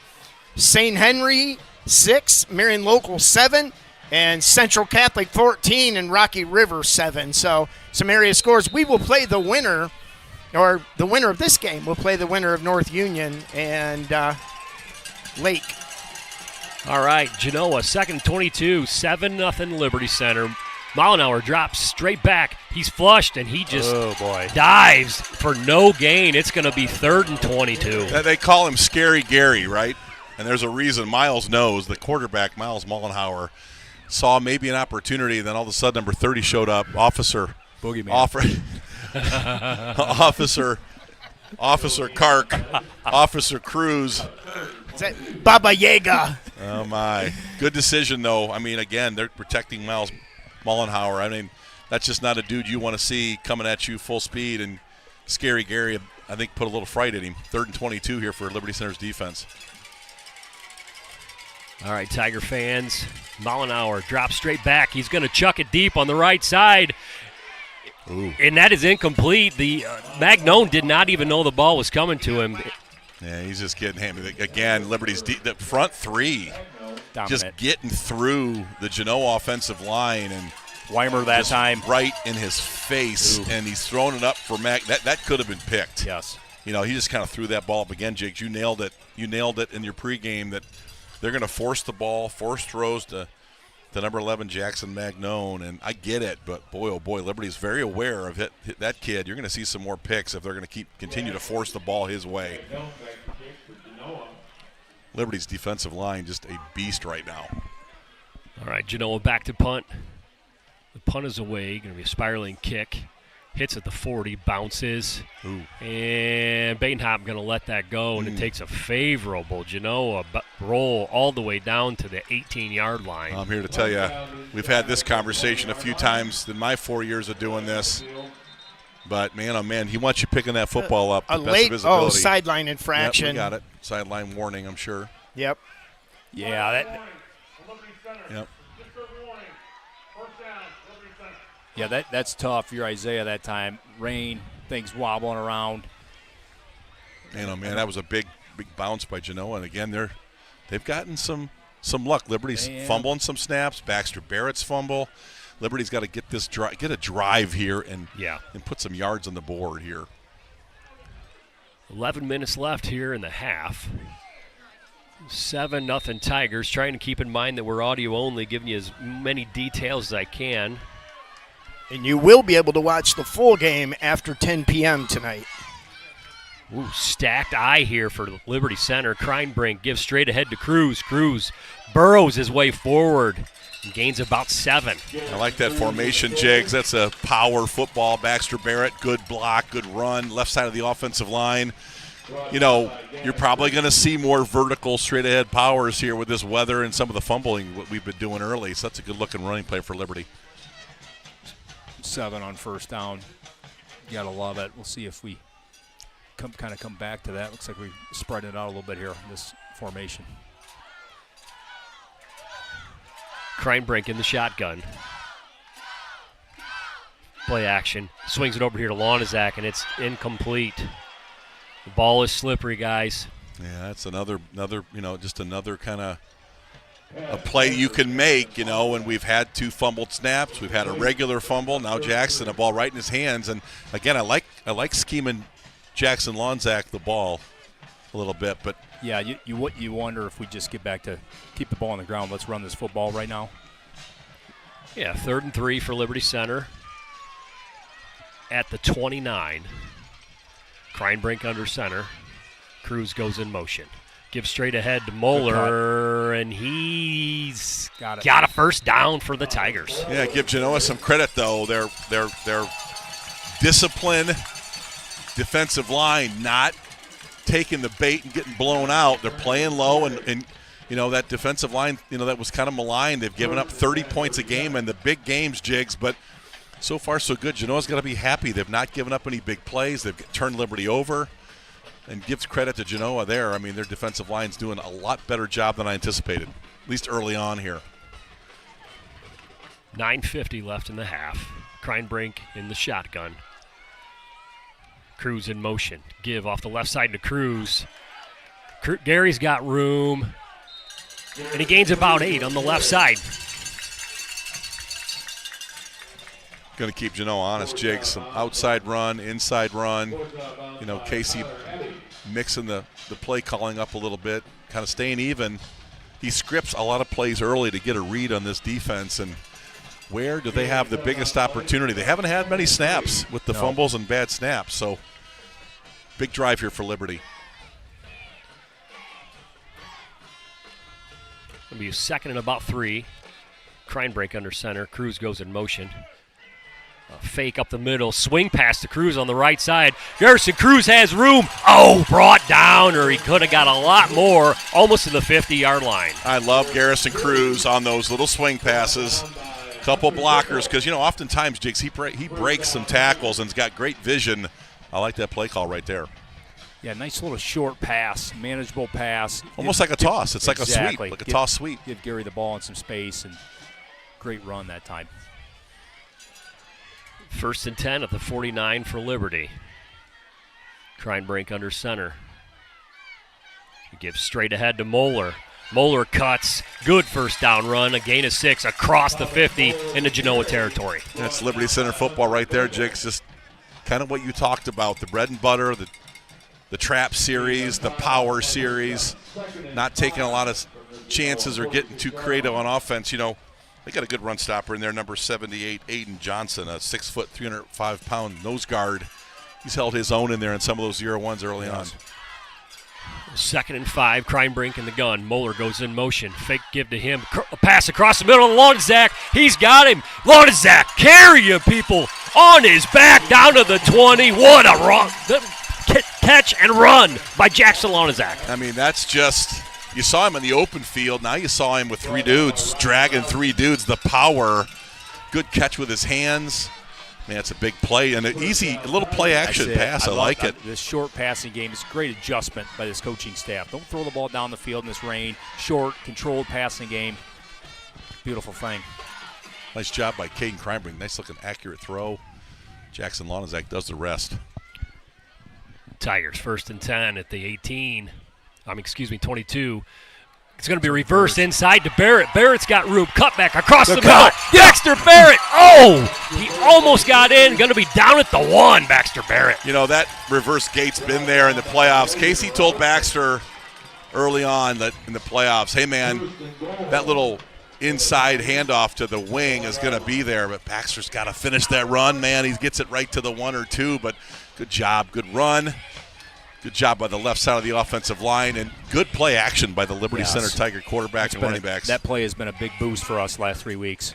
1st and goal, Tigers. We got Garrison Cruz and the Wildcat. Kreinbrink's out of the game. Gary takes it straight up the middle. Easy Touchdown, Tigers. You know, I was watching number 74 there, Henry Fitzenreiter, a rising star. He gets in the backfield and kind of leads up on that a little bit.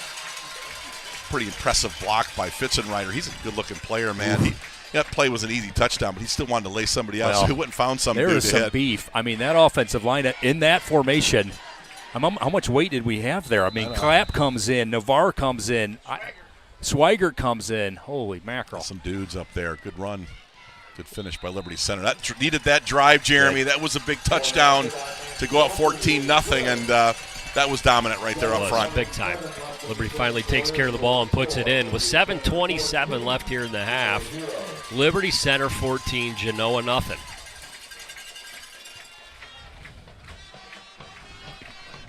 Hey, we do appreciate everybody out there listening. We got some score update. Wheelersburg now up 14-0 over Nelsonville. Cardinal Mooney 14, Girard 0. The North Union Wildcats 7. The Indian Lake Lakers 0.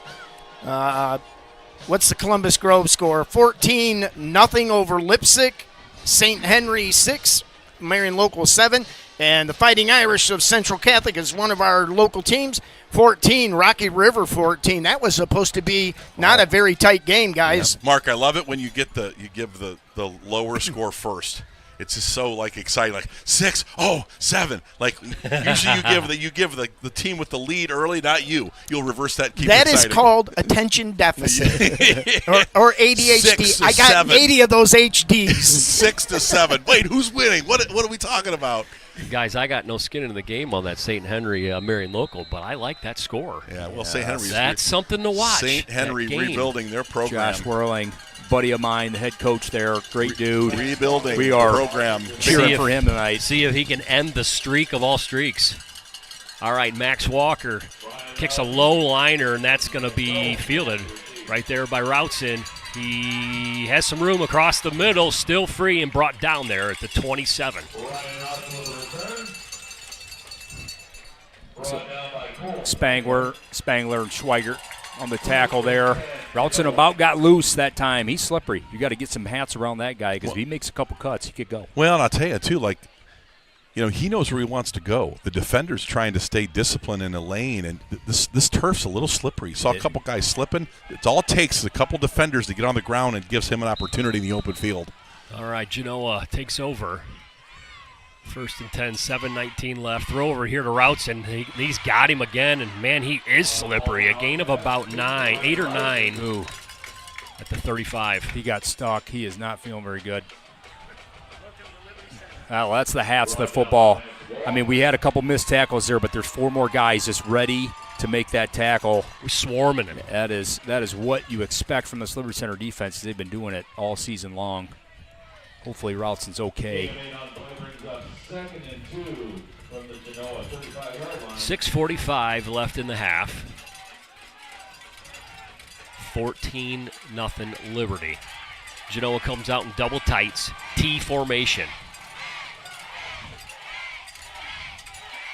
Routson goes in motion. Oh, Give boy. up the right side. Nothing doing. Deegan Schwager in the backfield. Heck of a play. He is living in Genoa's backfield. I mean, his speed and power. Blocked. Well, you just can't. He's winning the snap, and then the power. He's a strong, powerful athlete and gives you a completely different look than what you get out of Cifuentes. But Cifuentes, tremendous player, but you're getting – I mean, he's creating havoc. Rex Lindgren used to love to put those smaller, powerful guys at nose guard. Man, oh man, Joel Zimmerman comes to mind, boy. Joel Zimmerman back in '87. Like, he almost knew the snap count. He was so quick. Genoa in the gun on 3rd and short. It's going to be a keep up the middle. Did he? Oh, boy. I don't know if he got it, but we do have a flag on the play. Maybe got a face mask late, kind of what it looked like maybe. Maybe it's a hold. I don't know. But that he threw that flag around 45 yards. That rotator cuff may need to get a look. Amanda, where's Amanda? Boy, he whipped that flag. And, woo, impressive flag throwing technique right there. Well, we saw Garrison Cruz go in the Wildcat. That time Magnone in the Wildcat trying to give the ball to their best player. Or maybe a head-to-head. Yeah, it could have been something. Because he threw that flag. I mean, like, there was intention on throwing that flag. Something went wrong in there. Big play by Genoa. It is. They're going to get the ball past 50 here. They're hanging in here at 14-0. And Liberty's been, they've created some of Genoa's offense with the fumbles and the penalty here. And Genoa's not done a lot on offense, but Liberty's given them a few gifts here. Mullenauer in the gun, trips left. He drops straight back, looks over here on the sideline to Magnone, incomplete. 3 Tigers, Sonnenberg, Ethan Gray, Smitty, Mason Smith. I mean, 11 is accounted for on every route, Jigs. I mean, there's no free routes for him tonight. Jesse talked about that exact route right there where he's on the opposite hash. He almost runs like a corner to number 11. They like that route a lot, but, man, that is a long throw. The ball is in the air a long time. It is, especially with this rain. That's just a tough ask. Mollenhauer's got a good arm, but this is inclement weather. That ball's a little slippery. That throw did not look very good. Genoa tees it up. Fake give up the middle. Pressured. It's going to be picked up by Sonnenberg. Caden Sonnenberg with the pick at the 40. Liberty Center takes over. Deegan Swaggart again, just all over Mollenhauer. And he's whining. He wants some sort of a call, but it's like he gets out of the pocket and gets so locked on, like you said, Jigs. He didn't see Sonnenberg. He didn't see him. He just threw it right to him. But I think it was the panic that Deegan Swaggart put on him What a tremendous first half by Deacon Swagger. Have My us goodness. game, Caden Sonnenberg, senior. Is What the a Man great of play Steel that time. train running already, guys, or what? What a play by Sonnenberg, but Swigert, impressive. Liberty Center takes over. Kreinbrink in the gun, looking Got across him. the middle. What a catch! What a catch by Jackson Lonizak. Oh, He's get now off! free, dragging people down on the 20. He's still not down. Yes, he did. Full-size man run and catch. Jackson Lonizak. Well, Jackson Lonzak is showed up tonight. Big plays, dragging Genoa Comets all over this field, and I don't know if Casey's kept him in the bag. Could but be. the cat is out of the bag. Jackson Lonzak has achieved open bag status. What a great snatch in this rain. And then he turns, and, man, he's just great in the open. Then he finishes with power. Ooh. Whoa. Good throw by Kreinbrink that time. Just Yes, lay it sir. up there. Give Yes, it a sir. chance. Give it a chance. Liberty Center feeling good on the 22. First down with 4:43 left in this half. Kreinbrink fake gives, rolls left, and he's got Cruz over there in the flats. get Cruz will not be brought down. Touchdown, Gary Cruz. Yeah, good luck. Good luck if you want to bring him down in the open field. I mean, you got to bring hats, brother. You can't bring one dude. It just one dude doesn't work. Two dudes don't work. Well, That's what that was. That was just a little swing pass. Yes. There were two guys there to make that tackle, and he just warded them both off, made another stiff arm, and he was in the end zone. What a play, Garrison Cruz. I told you in the pregame, we lost 2 state championship games because there was a player on the other team that was just better than everybody else. I think number 30 might be you're that right. guy for us. Good hold, good snap, good kick. Walker is good. It's 21-0 Liberty Center with 4:32 left in the half. Doing it with the short passing game. Yes. Something we haven't seen a lot. The play action out of the shotgun. The defense reacts. Little window. But you got Lonzak, big target. Garrison Cruz, big target. Little swing passes. Boy, Jamie, I like the controlled passing game here. That's opened some things up right now. Oh man, the run pass balance here is fantastic from Liberty. These short passes are effective runs, but it loosens up that defense. Man, you gotta love to see this. Like you said, if it was in the bag, it ain't anymore. But I like what we're seeing here. From We've been Liberty talking Center. about Jackson Lonzak. Yeah. What kind of package are we going to build for that cat? Well, I don't know if it's built for him or not. Those plays are open. He's making exceptional catches, by the way. Those are good throws, but he's sticking it. It's raining out there. Ball's wet. Ball's wet. He's making big catch, and then he turns, like awkward turns, gets to the open field, reads his blocks, and then drags people. Boy, Jackson Lonzak, wow, what a first half by Jackson Lonzak, and you got to hand it. You're getting tons of great play by Deacon Swigert. Those two have just really popped tonight. For the mistakes so far that Liberty's made in this game, we are feeling pretty good about 21-0 with 4:32 to go in the half. I'd like to thank all of you who have tuned in this evening. Almost 10,000 viewers currently, which is awesome as Walker boots it deep. Number 2 bringing it across the middle, and he is smacked right there at about the 19 where Genoa will take over. Just again, a lot of Tigers in there. You see Baxter Barrett's in there, and Smitty's in there, and Swigert again. Swigert, number 28. You know, there's a player who's had a good year. Isaac Orth on special teams, great tackler. He's also a little bit of a hitter on those open field coverage situations. Isaac Orth laid the wood a little bit. Great job on the coverage by the Tiger coverage team. And they're not just covering and tackling. They're sending messages with big hits. Big hits on the coverage teams, Jigs. All right, Genoa will take over. Mollenauer in the gun. Looks straight Oh, boy. up the middle. He's Oh, pressured. boy. Running around. Still Got some running space around. here. He's free. He could run it if he wants, and he will. And he'll go out of bounds there at the 25, a gain of about 10. You know, that's all the secondary right there. They got every route covered. There's nothing open. I mean, you know, you got to give it to Mollenhauer. He didn't make a mistake that time. He's already thrown 2 picks, just like you said, Jigs. He's been very impatient, but that time he could not throw it into coverage. No, I like him running around. I just wish he would run it more. I mean, if I'm Genoa, I'm saying run the ball from the quarterback position because he is an athlete, but he does not look interested. 2nd and 2 for Genoa. Mollenauer in the gun, trips right, Twins left. It'll be a quick hook over here. It is caught. First down, Genoa. Magnone again, good hands. Not a route he can't run. You know, and Miles has thrown to him all year. He's thrown for almost 2,000 yards and 20 scores, and the lion's share has gone to Magnone, Jigs, and you can see why. It was a good catch. The ball was down. He put down and cradled it. Good catch. That's a little hook route, right? Manageable throw, not a far throw, and get it to your receiver and let him do something with it. Mollenauer in the gun, drops straight back, pressured. He moves up in the pocket, still free. He's got some room to run. There's some holding There's right there. a flag on the field. There's a block in the back. Good and he's tackle. brought down at the Right. 45. Yeah, I think, a lot of flags there, and, a good – there it was. Finally, the pocket breaks, and there's the big gainer. But, I think they were holding Deegan Swigert.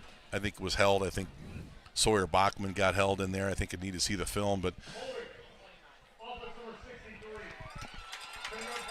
probably could have called a lot of different holdings there, Jeremy, but again, that bailed him out of a big play. And, again, Jake, you called it. Miles Mollenauer is athletic, and he's going to have to take some of this offense on because they're not going to run the football tonight now. The Liberty's dominated the line of scrimmage and really done a tremendous job on the back end covering with Thomas, and you get great coverage by JT Olcrew and Sonnenberg. Liberty's just all over their routes tonight.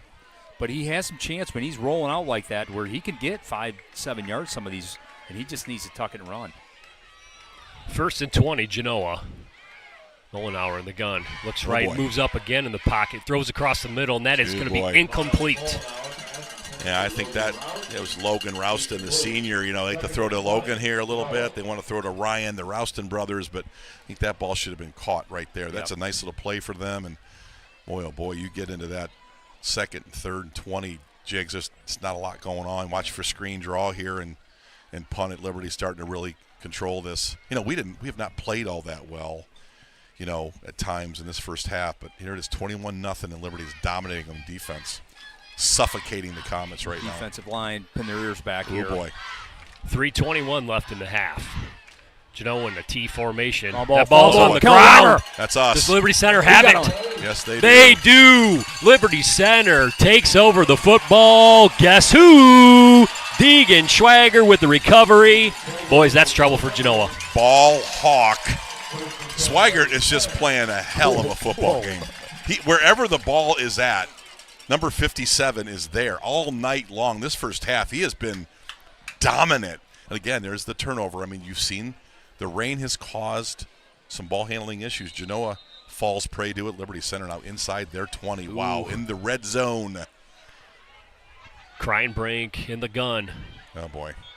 We got a false start. Liberty. Got to move them back 5. Well, here, Jeremy, you're looking at Liberty here. If they can be successful in this drive, 28-0 and incomplete control of the game and kind of sloppy. Not the crispest game. Sloppy, a little sloppy. Couple of turnovers, 21-0. If they punch this one in, they are feeling pretty good about life with 3:16 left in the half. We kind of thought this could happen. We thought that that's right. If Liberty played cleaner, this game could be out of hand now. But right now, Liberty's starting to roll a little bit and playing some elite defense. Absolutely. 1st and 15 for the Tigers on the 22. Kreinbrink in the gun. Twins left. Moeller goes in motion. It's going to be a give off to him on the left side. He's got room over there to the left. Then he's bottled up. It's going to be brought down. Gain of a couple. I thought he had a little more room there, guys, but Genoa pursued well. Now let's talk about 3 minutes to go here. Liberty looking to punch something in, and they get the ball at half, Jigs. And those are the put-away scenarios. You get a touchdown or a field goal here. You go up 24, 28-0. Not leaving much time on the clock, and they come out and get the ball in the second half, first drive, and Genoa just handcuffed right now. That fumble was big for them, and Liberty Center needs to convert, though, as the clock winds. They've got the timeouts they need to get this thing done here. 2:34 left. Kreinbrink under center. He throws off the right side over here. And that's caught. Lonizak, he's shedding blockers. He's into the end zone. Talk to me about it. Jackson Lonizak. Jackson Lonizak. I think we said cat out of the bag. Holy cats. The bag has been thrown in the dumpster. There's no bag. It's all Jackson Lonizak. And that he catches a ball. He He explodes to the cone, man. Jeez. I mean, that was like he was on another gear. 3 tackles, Whoa. broke 3, maybe 4 tackles. And then gets to the pylon. And I know you're out there listening. I promise at 10 p.m. you got to see this replay. Whoa. Man, oh, man, Jackson Lonzak. Just a W-O-W. And the Wow, what kick a by play. Walker is good. 28-0 Tigers with 2:22 left in the half. Unbelievable, Jackson Lonzak. Have a game. Him and Deegan Schweiger, the game of their lives. You know, offensively, we have 2 guys that can do that. We saw Gary Cruz swing pass, 3 guys there to make the tackle. Don't make the tackle, he scores. Lonzak, he's the same type of player. Give me the ball in space, break 1 tackle, and I'm going to explode past 2 or 3 others, break another touchdown. I mean, those are fantastic individual plays. We have 2 big-time guys on the outside. Scott, Wheelersburg 21, Nelsonville 0. Good. Thank you for leading with the score of the Columbus team. Grove 14, Lipsick 0. St. Henry and Marion Local still 7-6. Marion Local. Catholic, Central Catholic now 28. Rocky River 14. Cardinal Mooney 14. Girard 7. That's a big game. And then North Union 7 and Indian Lake 7 tied up. Guys, in the pregame, we talked about 6'4", 208-pound Jackson Magnone. I think we were talking about the wrong Jackson. I think so, too. I think he's Jackson, and we've got Jackson. Maybe he took it personal. I don't know. I mean, somebody. I apologize, Jackson Lonzak. I apologize for not talking about you more, but we have been hitting on this. How do we get 18 the ball a little bit more? Those aren't hard things. Those routes aren't hard. You know, those are just catches, run after catch, yards after contact. He's dominant. He has dominated this football game, Jigs. Dominated it. Ooh. All right, Walker to kick. Kicks it deep. Genoa going to field it at the 2. Right up the middle. Going to be a block in the back as he's brought down at the 15. They're going to move back even farther as Genoa on that return. Well, that's about the only way sometimes you can block Isaac Worth. Yep. He is such a good special teams player. And there you go, Genoa. Put yourself inside the 10-yard line, and Liberty now has 3 timeouts. Yep. They better get some yardage here because Liberty might blindside block. Oh boy, that's about the only time you can stop Isaac Worth is blindside because he's all over your ball carrier. Isaac's, like I said, we've talked about. He's such a good tackler, big dude too. Man, gets down on coverage, but Liberty Center now has a chance. Jigs got him inside the 7-yard line, inside the 6. Trouble. This is man, real oh man. trouble if you're Genoa. And you know it becomes a little demoralizing now if Liberty can make a stop.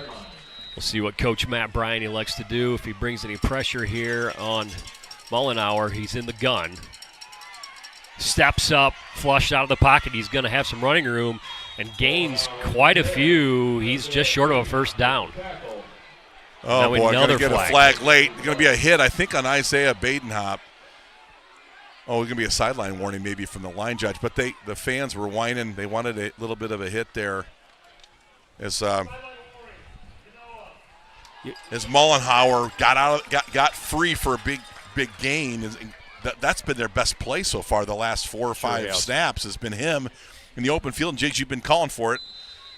He's probably got more yards if he doesn't slide. I mean, absolutely. He really is very good in the open field, but he's been very reluctant to do that. I think he may have watched some film and seen some of the vicious and violent hits that Liberty's put on some dudes, and maybe he's smarter than we think. 1:52 left here in the half. 2nd and 1. Genoa give off the right side. Nothing doing there. Timeout, Casey Moeller. Timeout. Yes, sir. Didn't get a yard. Not a first down. Liberty looking to get one more possession out of the half. And, you know, Jigs, this half hasn't been the most concise and precision football we've played, but, man, we have found, and I think we've always known, the explosiveness of Jackson Lonzak has been on full display from the first series when he picks a ball off, like you said. He explodes and high points the thing and then looks like an absolute punt returner in the open field and then runs away. He runs away on the touchdown, and then now you've seen him make catch after catch in the seam off some play action or just a throw to him. Not only is he making great catches with his hands, but then he's getting up the field, making guys miss, and then punishing people. Yep. I mean, it's the full package. Yeah, he has been outstanding, and we've been talking about this just in the circles. Like, man, that is just a guy that you just gotta get the ball. You gotta find a way to get the rock in his hands because he can go at any time, and we're seeing that again. Well, you saw tonight. early. You saw the playbook open up for him when he got a toss from a wing, like slot position. You're like, ooh, maybe Jackson, the junior. He's a junior, 6'2", 210-pound junior, and man, that's impressive. Impressive tonight. Genoa in the tee, give off the right side. Good run for a first down yardage with 1:36 left in the half. He's going to call a timeout here, or is he just going to play it out now? That's a good first down. Genoa needed that first down. They didn't want to go into halftime at 35-0. Genoa probably pretty happy to let this clock run, too. They're going to go little sugar huddle, but they're going to probably have to take one shot here, you think, Jiggs? Yeah, they got 11 with Ethan down here. I wouldn't be surprised. Going to roll some coverage to the big guy. Throw one up here. Mollenauer in the gun. Oh, boy. Under center, Not excuse me. enough time. He Deegan. is sacked by Deegan. guess who? Schwager. Whoa. I mean, Whoa. if anybody is familiar with the Friday the 13th franchise of the 80s, Jason Voorhees, not the biggest of slashers, but, man, he got it done. The kill shots that guy put on the campers. I tell you, Swigert tonight is Jason Voorhees relived. Where's the bag over his head? I mean, You're scaring young children. what a play by – So is Deegan. wow, Deegan is scaring some people in Genoa tonight. Genoa tees it up and gives off the left side. Boy, Nothing doing. Another flag on the field. I'll tell you, if you watch Deegan and you're watching 57 at the nose guard position, Jiggs, he's swimming. He's popping, swimming, and they can't find him. He's just winning snap after snap. It's impressive. We got chop block. Oh, yeah. This is – they get third down here. We got one more TO. I'd make them –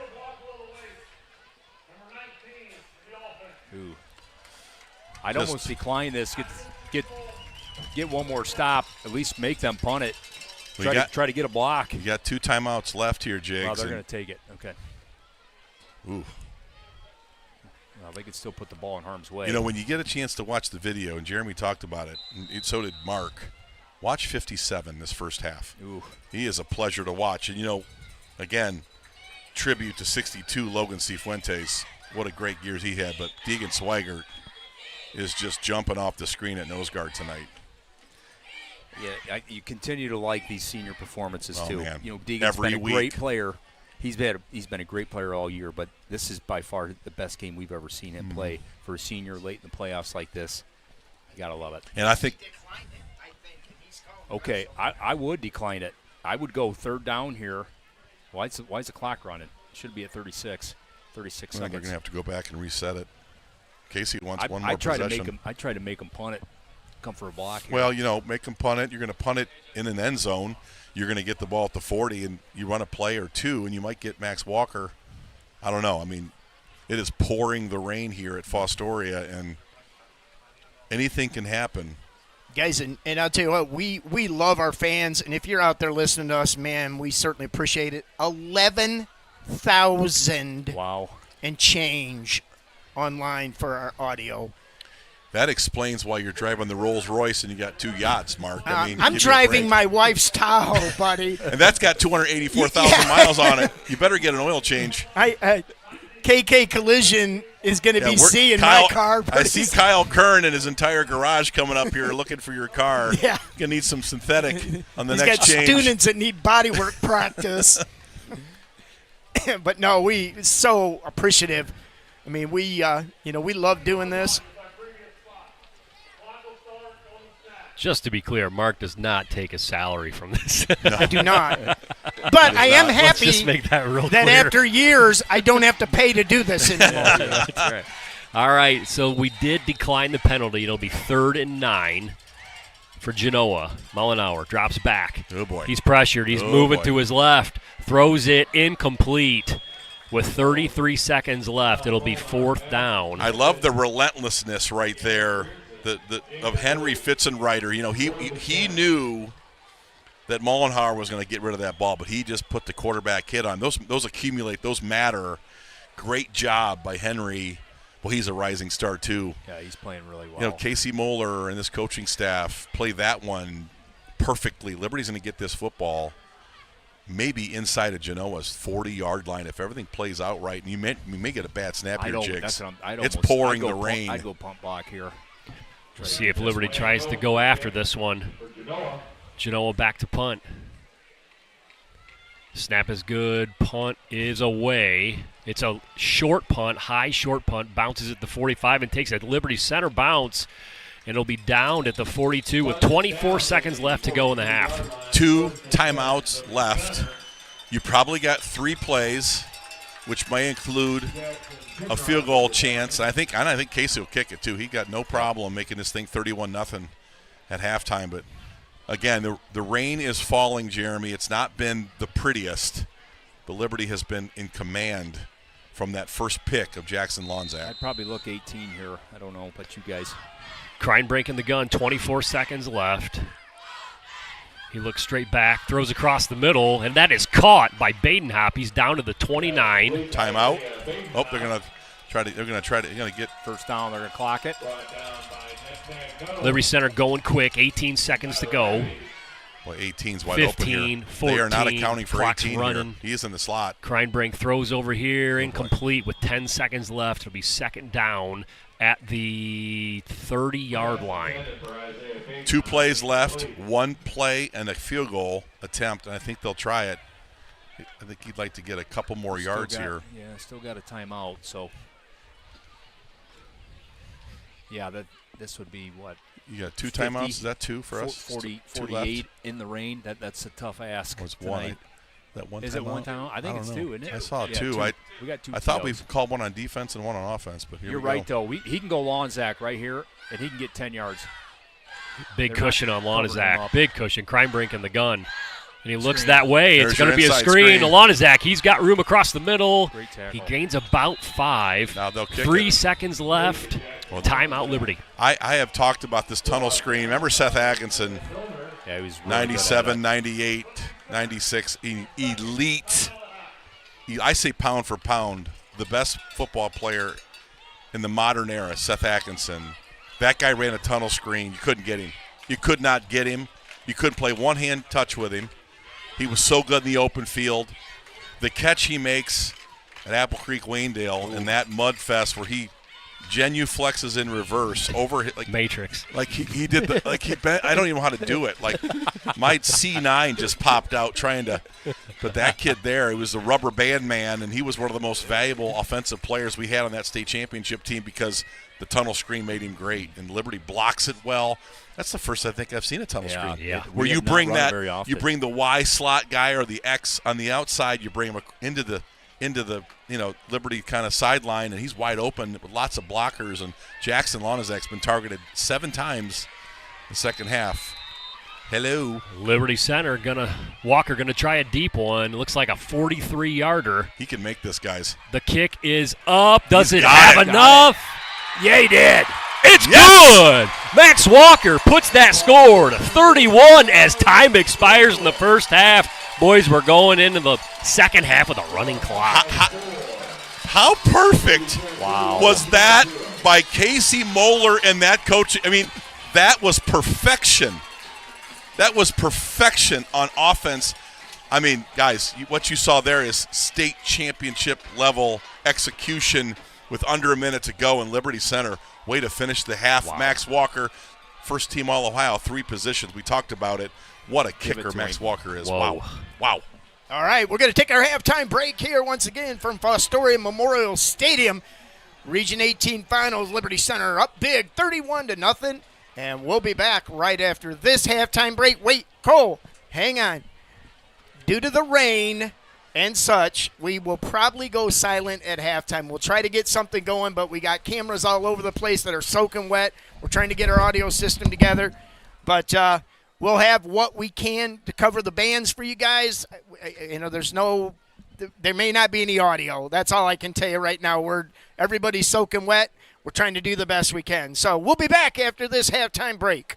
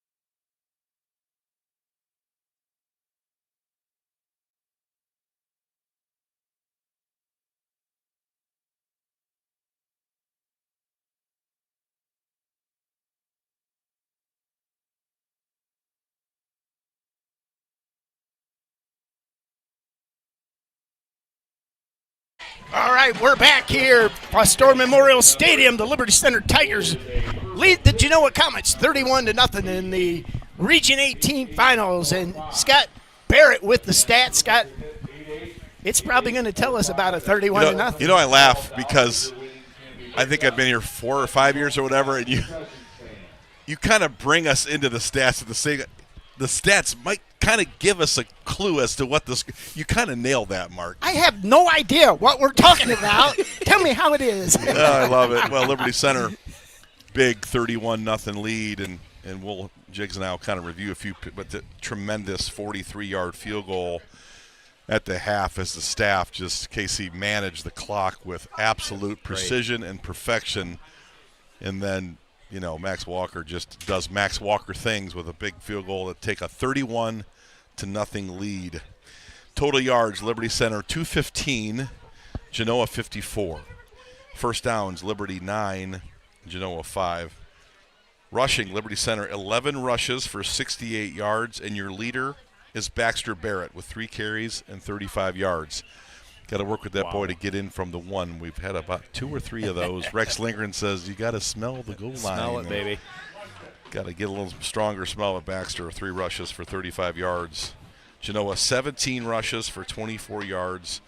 Nothing doing for Genoa in the run game tonight. Passing Cade Kreinbrink 9 for 11, 147 yards and 2 touchdowns. Wow. Jackson Lonzak, 5 catches for 101 yards and a touchdown. And man, oh man, what a coming out party he has been tonight. He's been there all year. The numbers have been smoldering, but tonight he has exploded on the scene, and we'll get into that in a minute. Genoa, 7 of 15 for 37 yards, and they've just really limited Miles Mulhauer and Jackson Mangone. There's just not a lot happening. Liberty on the back end. The defensive backfield has been stellar tonight. Tackles, Max Walker with 10. Wow. Garrison Cruz with 7. Mason Smith with 6. But the star defensively has been Deegan Swigert. I mean, as we said, if you're not familiar with the Slasher series, Friday the 13th, Jason Voorhees just never stops. And tonight, Deegan Swigert has been a frightening presence at nose guard. And just watch him. Just turn him on and watch him. The swim move, and then in his face, the quarterback's face all night. Deegan's been wonderful. Liberty has caused 3 turnovers. And, Jiggs, I got to tell you, you nailed it. Miles Mullenhauer with 2 picks. 1 to Jackson Lonzak on a 60-yard plus or minus. Brilliant catch and run. And then Caden Sonnenberg with a great play. Just, I don't know that Miles Mulholland saw it, Mulhauer. I don't think he saw him, and the senior just stepped right in the route and picked it up. And it's two picks and a fumble, and then we get a fumble late in the first half and convert that. Liberty Center did have a turnover in Baxter Barrett's fumble after a nice run. So, Jiggs, Liberty Center has dominated this game. They'll receive the second half kickoff, but not pretty, but some extraordinarily entertaining and explosive plays by Jackson Lonzak. Well, when you can have a turnover for Liberty Center, and then really I would consider that fumble on 4th down another turnover. So really we had two turnovers in that first half and still be able to go up 31-0. That is really saying something. You know, those first 2 drives for Liberty Center did not look all that right. Great. Nope. But we've seen time and time again this defense turns you over, either turns it into, run backs and touchdowns on the interception, or quick strike and turn into instant touchdowns. You had the fumble within their 20, turned into instant offense. Liberty Center, Lonzak with the big interception return. So when you give Liberty Center more opportunities, you turn the football over, they make you pay most of the time. Now 31-0. Liberty gets the ball at half. It's Genoa's worst nightmare, and we talked about how they ran the clock. I mean, the 2-minute offense after the punt was fabulous, and Max Walker nails a 43-yard field goal to give Liberty a 31-0 lead. We might get to a running clock here, and start getting starters off the field, because it's going to be a Final Four and a regional championship. I don't see Genoa It's not over till it's over, Jigs. But, Jeremy, you've seen some things tonight in the offense that you knew that were there. The short passing game to Jackson, the swings, the short passing game to Garrison Cruz have just been on point. Cade Kreinbrink has been efficient, 9 of 11, 147, a couple touchies. I mean, it's impressively efficient from the quarterback spot tonight for Cade Kreinbrink. Really is. Just shows you the diversity of and ability of this team. We can really do a lot of different things, and we're seeing stuff tonight that Liberty Center hasn't really done all year. I mean, is this probably record attempts for Kreinbrink? I'm not sure. But if not quite yet, but he's getting there. But we're getting there, and it just shows you how well-rounded this offense is and how dangerous they can be moving forward too. I like the play action out of the shotgun, Jigs, holding linebackers, and DBs just trying to read routes, and then you hook up or you run a stop route or a dig route inside the hash, and you got a 6'1" or 6'2", 205-pound 4'6", 40 guy snatching balls in the pouring rain, and then he turns to the defense. Watch it. He not only runs away from guys and makes you miss, slippery, he's dragging guys 10, 12 yards. I mean, the yards after catch tonight from Jackson Lonzak has been phenomenal. Well, you don't have to throw the football down the field for Liberty Center to have an explosive pass play. Yep. You got Garrison Cruz. You got Baxter Barrett. You got Lonzak. I mean, Ethan Gray, Badenhop. I mean, all of these athletes have the ability to turn up and go at any time. And the short passing game's okay. I love a swing pass to Garrison Cruz. Love it. Yes. Look what he did tonight. Love it. 3 tackles. Touchdown. Yeah. Lonzak, give him a chance on a corner.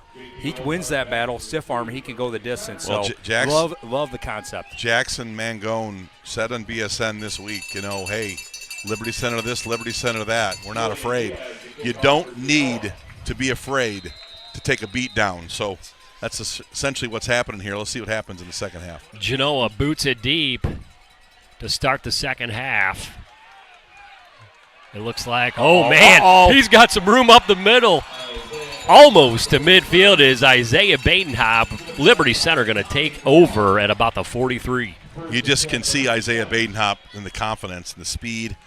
I think he's really underrated as an offensive weapon too, Jigs. You're going to graduate a tremendous senior class, but guys like Isaiah Badenhop give you hope that this offense and special teams have a great. And he's a great defensive back. He's a great corner. Remember, he got beat early last week and shut it down. Got beat early against Eastwood and then shut it down. Kick and play. Great competitor. Kreinbrink under center. Give off the left side to Moeller. Moeller cuts back. Big hole as he gains about 14 across midfield. Now this is where Genoa might need to summon some courage to get this game over, because that did not look. They've done a good job. Genoa's front 3 and 4. Liberty didn't have big rushing yards, 11 for 68. Your wing led you in rushing, so they kept the rushing game under control, but that run didn't look very good for Genoa's front 3 and 4. Kreinbrink under center, gives straight ahead to Cruz. Cruz rambles down for about 6 to the 39. Oh, boy, they're going to get Kellen Weimer blocking downfield on number 36, Alex Materney, and just chucked him about 6, 8, 7 yards to the ground and, threw the flag. Listen, that's okay. I get what he was doing. He didn't necessarily probably hear the whistle, but if Kellen Weimer gets downfield and puts his paws on you, you're going to go flying. Sawyer Bockelman looks like he's on the table right now, kind of looking lower body. Hopefully Sawyer's okay. Saw it early too. He got ankle or chopped knee, or something early, but yeah, I saw him. He was hurting a little bit. You're right, Mark. Liberty Center now, 2nd 19. Casey hates this part of the playbook, but see if Liberty can convert. 2nd and long, 9:50 left in the third with a running clock. Kreinbrink gives straight ahead to Moeller. Gains about 6 to the 51. Well, Liberty's going to be another 3rd and 14 or 15 kind of situation here, and either way, you don't get the first down, you punt them deep, and And Liberty's going to play keep away and field position too, Jigs. You've got a lot of ways you can play a game like this, so anxious to see if Casey opens the playbook here, just kind of is content to play field position.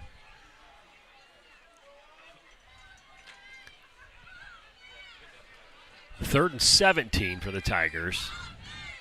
Kreinbrink under center. Play action. Rolls to his left. He goes across the middle, geez. in and out of the hands of Barrett. That was a great read that time by Caden. He had two guys kind of on the deeper routes were covered up. Come back to your third option. Baxter's got to look that one in. Yeah, he's got to catch that football. You know, he's mishandled some balls tonight, and he might have turned and gotten the first down there. Ryan Rouse in the return from Genoa. We got a timeout, Genoa. 8:32 in the third.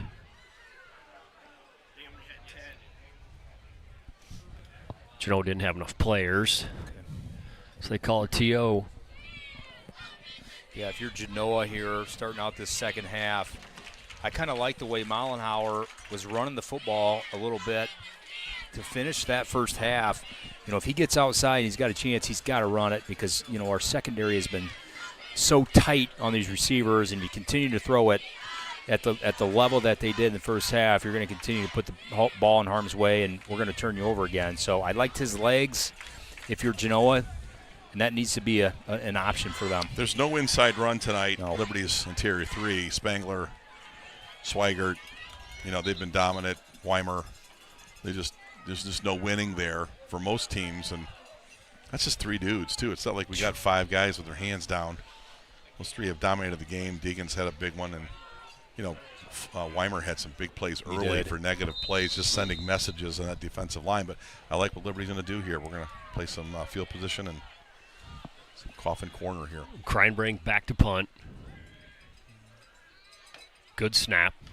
Gets it away. Good punt over to the left side. Looks good to me right there. Takes a Liberty center roll. Goes out of bounds at the 11. Great punt by Kreinbrink. Anytime you get the ball inside the 20, inside the 15, Jeremy, again, maybe not the drive you wanted. The offense has been a little sloppy. Baxter with a drop there, needed to catch that football, but I'll take the field position at a 31-0 clip, let the clock run, and let the defense just suffocate Genoa. The way this defense is playing, I feel okay about it as the rain is lightening up, still coming down, not as heavy as it was in the first half. 7:40 in the third. Mollenauer in the gun. Quick pass to the right. Probably to Magnone. Gains about 5. It'll be 2nd and 5. Liberty's had great pursuit down the line on those quick hitters, Jigs. You know, outside the numbers, it's kind of just a quick throw to see if their top receiver, Jackson Magnone, can make a play. But Liberty's just pursuing. You got Mad Max pursuing down there. The defensive backs making tackles. So I like the call. 5 yards good, but you need a bunch of points here. Genoa double tight. Mollenauer under center. Pitch right side to Routson. He gains Mason a couple Smith. short of the first down. Mason Smith had a great night from that sniper position. He's a good tackler. You said he had is. 6 tackles in He that did. first half. There's another good one there. He plays almost like a linebacker in He's the big. run game. Big, rangy. He's really been coming on last couple and his weeks. special teams play is good too. He's a valuable senior and does what he's supposed to do, knows what he's supposed to do. A good assignment football player, high IQ. He makes a lot of plays, man. Yeah, he does. He had a really good game against Otsego early in the season. Yep. You kind of nailed it. He told us the Snipers had to have a big one. They did that night. 6:20 left in the third. 3rd and 3. Mollenauer rolls to his left. He's hit. Incomplete. Going to be 4th down. Genoa's got to punt it away. And my man Caden Sonnenberg on the finish. But you had just smoke all over Mollenhauer, the quarterback. Just did not have enough time to make a step into the throw, Jigs. And when you're thrown off your back foot, you're asking for Well, it. it's back foot, and it's 18 in your face, and that's not a guy you want bearing down on you. And, you know, that last 3 yards, it seems like he's running faster. That gear to closing speed from Jackson Lonzak, underrated weapon he's got. And he was there. I mean, he was in his grill. Sonnenberg's had a nice night, too. Talk about some seniors. Mason Smith, Caden Sonnenberg. Deegan Swigert. I mean, just line them up. The seniors are playing great games. Genoa back to punt. The punt is away. It's a decent one. Nice catch. Badenhop fields it. Uh-oh. Look out. Uh-oh. He's got a little Here's bit the of wall. running room over on this right side. That's gonna He be a touchdown. might go. Yes, he did. Talk to me about it. Isaiah Badenhop. Isaac Orth with the block of the game. Did you see Isaac Great Orth? job. That could have been one of those blocks where you get a penalty for defenseless defender. He holds his hand up. They call that block something. I don't know what they call it. Casey's got a name for throw your hands up and just be in the way. That was all Isaac Orth, senior. Smart as a whip. that was could have taken his head off. Yeah, he could have. And that could have been a defenseless defender there. Oof. And wow, what a play! And the staff's pointing right at 28. Yep. What a play by That's a Isaac. selfless play Oh because my he could have gosh. absolutely destroyed that kid. Isaiah Badenhop. Listen, Isaiah makes that first, and he reverses field. Boy, You see oh boy, that? look out. When you get the video, I want you to watch the line, the Great Wall of China. Ooh. That was like last week when Thomas reversed field, and all of a sudden there's 6 Tigers, and there was just nothing but blocking. What a great job by Liberty Center on that punt return. And there it was. Olyke, open field, speed, got to the wall. There was nothing. No. There was not a white uniform to be had, but I still think you're going to love that Isaac Orth block. That was fantastic. There's a name for that. Baxter talks about it at home a lot where you just got to throw your hands up. You can't put your hands on something. It's going to be a penalty. That's right. Or you're going to tear into a kid. You might get a flag on that. But Get in the way. and he did. That was the only guy that could have made the tackle, and Isaac Orth got him. That's going to be a heck of a highlight film play for him. That was awesome. Great job by Isaac. More of a basketball screen than anything else. Yeah. I mean, really. Well, Isaiah Badenhops is another one of these weapons that just it's a guy that can go anytime. Let's see. Let's Let's do the inventory. You got number 30. You got number 3. You got 40. You got 18. You got 2. I mean, you got set. Wait, What else? 7 is weapon number 7. I mean, you got to find a lot of chambers in that weaponry there. A lot of bullets. Good grief. Isaiah Badenhop. Then it was awesome, too. He got to the wall. Oh, that was a great broken tackle on that first one. Love it. The kick by Walker was good, and Perry boots this one deep. As Genoa brings it out, bring it to the left side. He's across the 20. He's going to be out of bounds at the 26 with 3:53 left in the third quarter. 38-0 Liberty. In control, running clock, Liberty Center. Another regional championship, and this game is going to end up kind of, as you hinted, you don't talk like that on air much, but you can't. Off the air, you're like, this is going to get a little ugly, and it's getting there. Yeah. I go into these games, and I'm trying to think through, hey, man, how are they going to do this to us? And I just keep getting it wrong, man. I'm just wrong again. I thought Genoa might, but no, not tonight. Genoa double tight, give up the middle. Nothing doing. Guess who? Man, you also got a player to watch out for, Brady Badenhop. There's a guy that he's kind of a stud, and not a lot of snaps, but that guy's going to be a heck of a sniper. There's Deegan Swigert. You might see him. That guy needs a standing ovation. He just got kidding one. Me? Nick Miller doesn't do that a lot. Ooh. He just did that. Big smile on Big Nick's face. What a game by Deegan Swigert. Fantastic. You got some second-team linebacker crew with Spangler and Wardy in there, and Molnauer throws to the right side to Magnone. He's got some room, and he is shifty. Gains of about 8. Be second and short. and Liberty's going to do a lot of subbing here, and we talk about this a lot, Jeremy. Our subs, in a lot of instances, are starters. That's right. At Evergreen, Delta, Wasion. And it's great to get reps. It's the third quarter, man. Yeah. You're getting state-quality reps. That's right. Against the fifth-ranked team in Ohio. I love it. Fantastic experience for these younger players. Watching Jackson Ward, man, playing linebacker as a freshman. Gosh, you got to love it. T give up the middle by Genoa, gain of about 8. Going to be a first down across the 44. As Moore younger Tigers get in the game. Mason Talent coming in. That clock running all the way down to 1:45 left in the third already. Chris Berman, he's tick, tick, tick, tick, tick, tick, tick. Want that clock to run, keep everybody healthy. Genoa double tight again. Back to pass. He's flushed out of the pocket. Chucks deep over here. It was deflected Foster. and caught by Foster, I think Magnone. that's Adam Foster had it in his hands. Oh, man. Magnone had a catch like that last week against Worcester Triway where it was did. tipped and he did. in a crowd, and he gets those balls. He does. 50-50 balls. He wins those, but Foster had it. Man, Foster had he's it. a good-looking player, too. Man, he played physical last week. You see the special Just on teams special play? teams, The he was Marine just tackling everywhere, physical, laying fast. licks. Love the way he plays. Mullenauer under center, give off the right side. Genoa gaining some yardage here. Going to be second and about 4. You know, you're not going to gain a bunch of yardage on that first-team defense.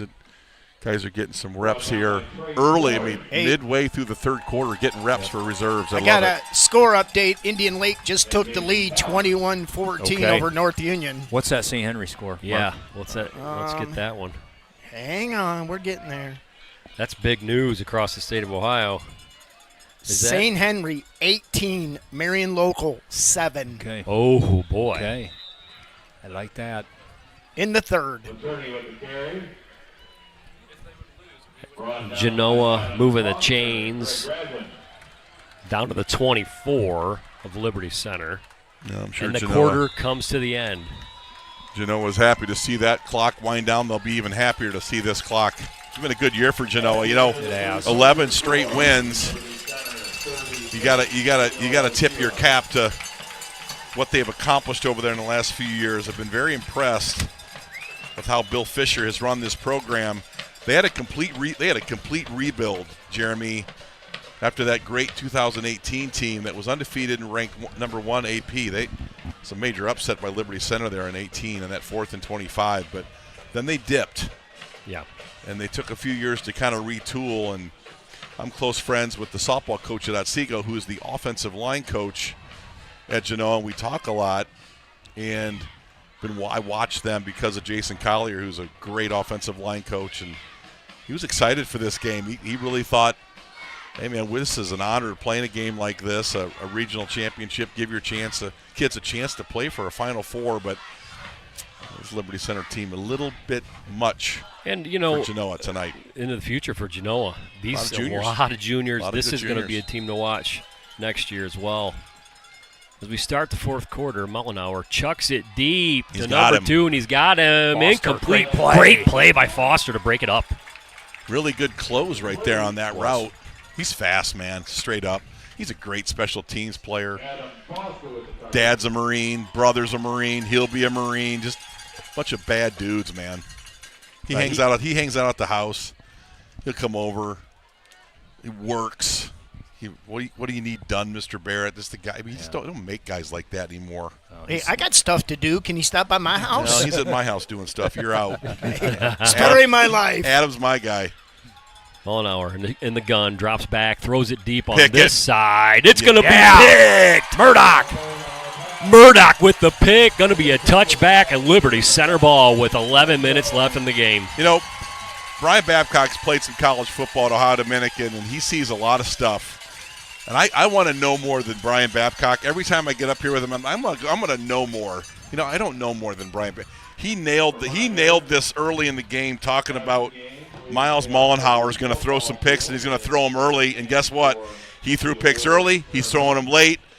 He's just not used to that pressure. He's not used to that heat that he's feeling, and you can see a little skittish back there. Yeah. Forcing balls, and Jiggs, you're right again. You are right again, Not always. my friend. Not always. Well. He's got a great arm, Mollenhauer. I mean, he's going to be a good-looking quarterback next year. That's only a junior. Yeah. And number 11 is also a junior.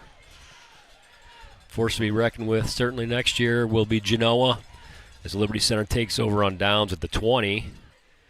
Is that Max Perry at quarterback. Oh, boy, here Pitch we go. off the left side. Who do we got there? Ty Jackson. Jackson. Going to gain about 4. I want to go back, talk about Tatum Murdoch, too, playing center field, making that pick. That's a guy we've been talking a lot about, special teams, kind of in that backup role to Thomas and the deep safety. Man, I'll tell you, I love what I see, the way he comes downhill and hits.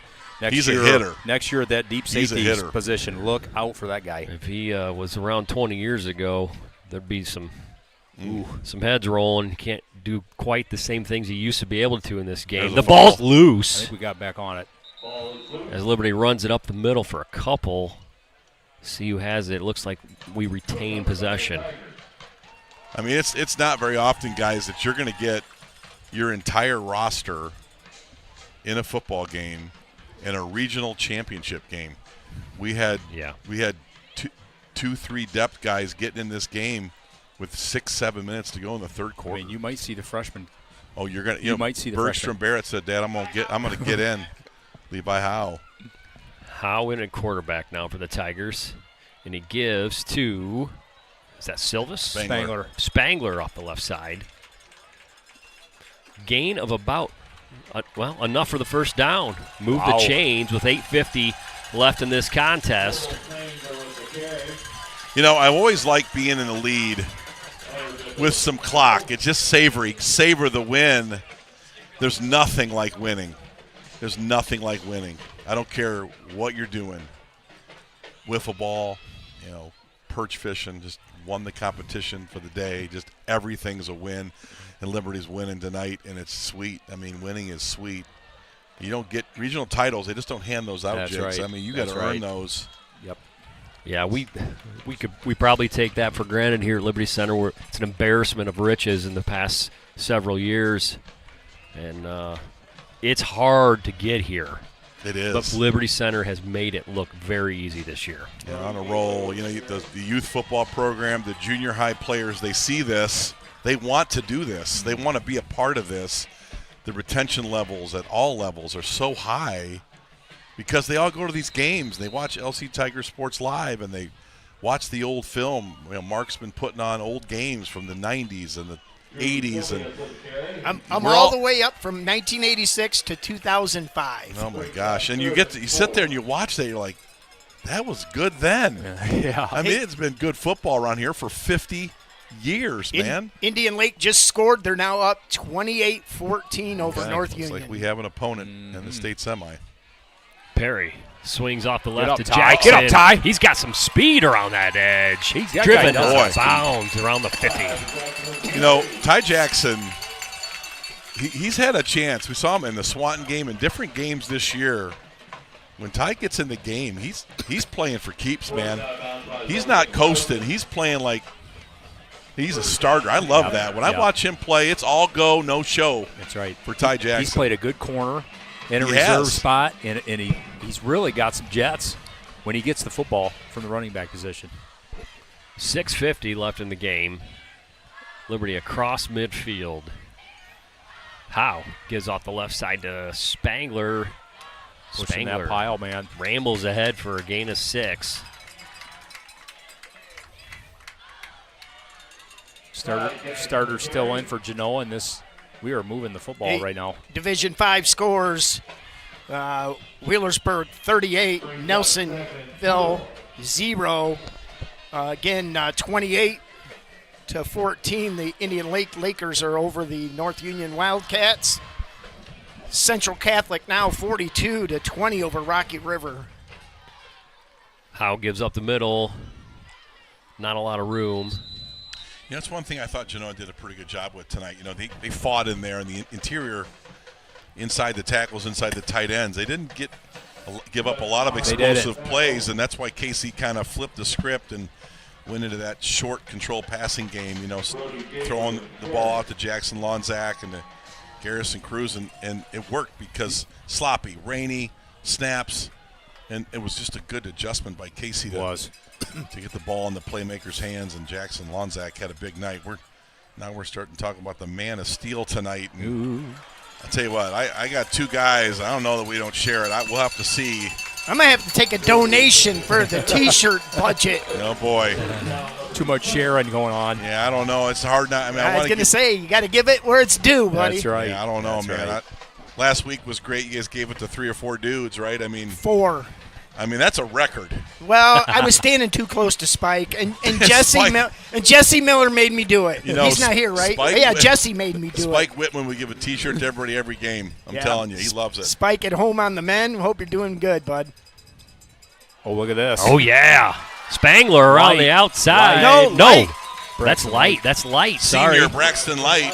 Sorry about that. You know what I like about that? Braxton with the ball security. Yep. See that? High and tight, baby. Yeah. A couple guys on this team can work on that. That's a great job. That's a senior that's done it in drills They got every us day. on a hold, I think. Mark, what's the Mooney?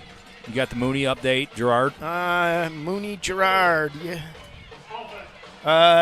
Cardinal Mooney 34, Gerard 14. That's I'll tell you what, that's a surpriser. I don't know. Okay. How about that St. Henry? You just took it down again. boy. Same No for St. change. Henry? Okay. St. Come Henry's on, still St. up. Henry. Okay. Unmarried local. Central Catholic's up big now. That's one of our area teams who like to support Northwest Ohio teams. Wheelersburg, Mooney's going to be a That'll be a matchup there. banger of a game next week.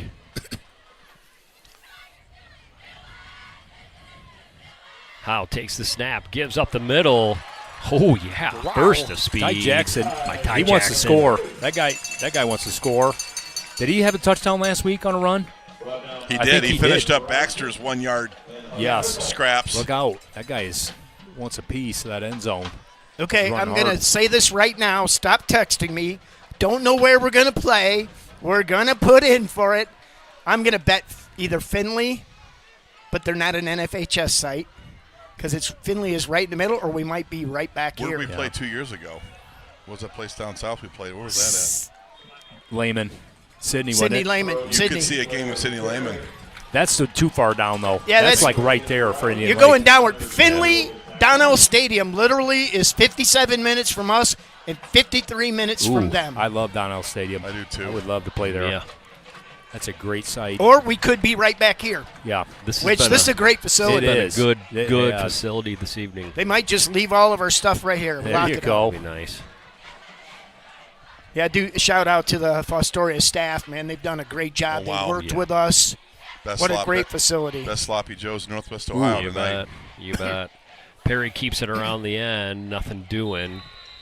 It's going to be fourth down with 2:30 left in this ball game. Liberty winning 38-0. They're going to try to kick a field goal here. That's a deep No, one. they are not. I think that what they're going to do is they're just going to probably run another play and Yeah. let this clock continue to run. Yes, stay with us. We will have the Swanton Welding Man of Steel and some stats for you. Perry tosses right to Jackson. Jackson is quick, sticks his shoulder down, does not quite get first down yardage. Well, I tell you, Tatum Murdoch just put a whack on somebody on the outside Yeah, there. you want to get to your program, circle that cat for next year.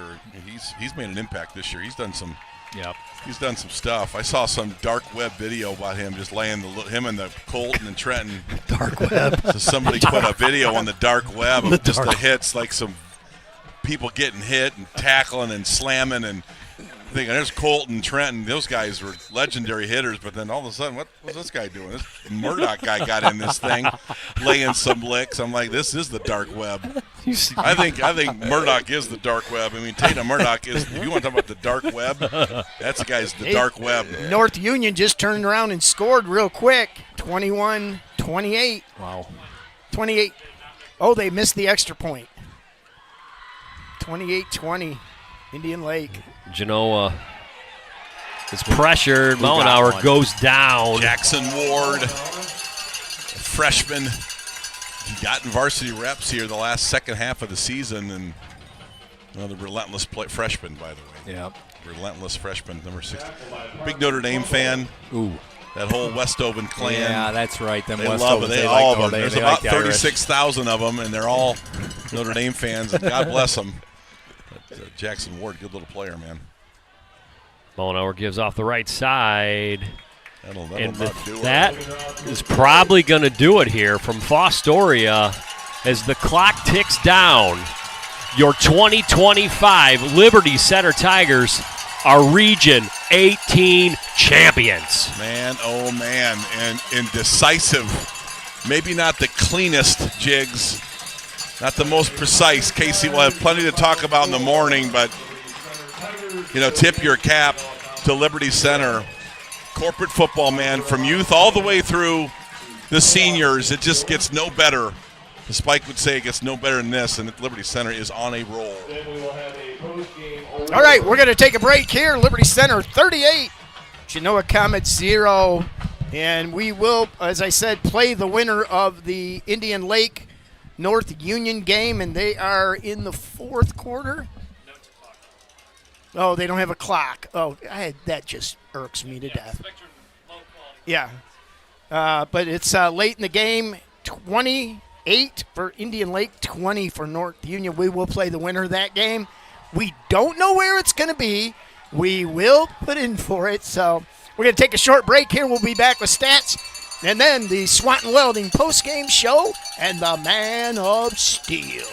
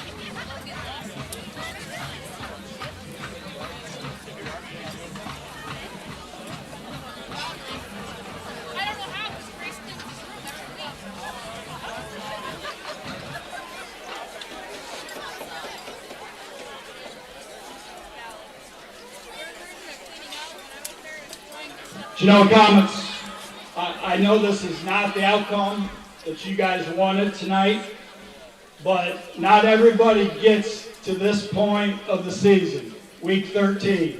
You should be extremely proud of what you've achieved, and to get here tonight, congratulations for your efforts. I know your community, your school, your family, your friends are extremely proud of you, and you should be equally as proud of each other, your coaches, and everything you've accomplished. Keep your heads up. You've had a fantastic season, one you will never forget. It's my honor to give the regional runner-up trophy to the Genoa Comets.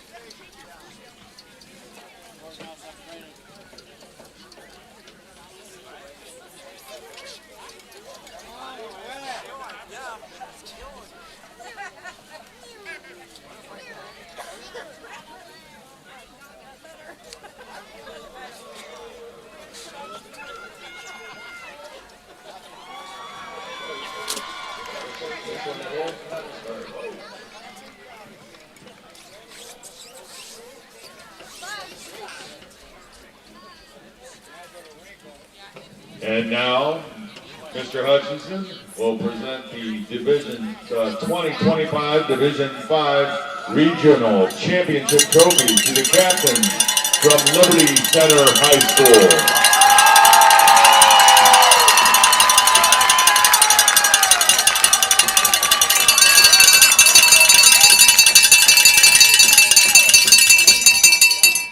And I know several of you and several of the people in your community, I am well aware this is not the end goal, but this is pretty special. 4 straight regional championships.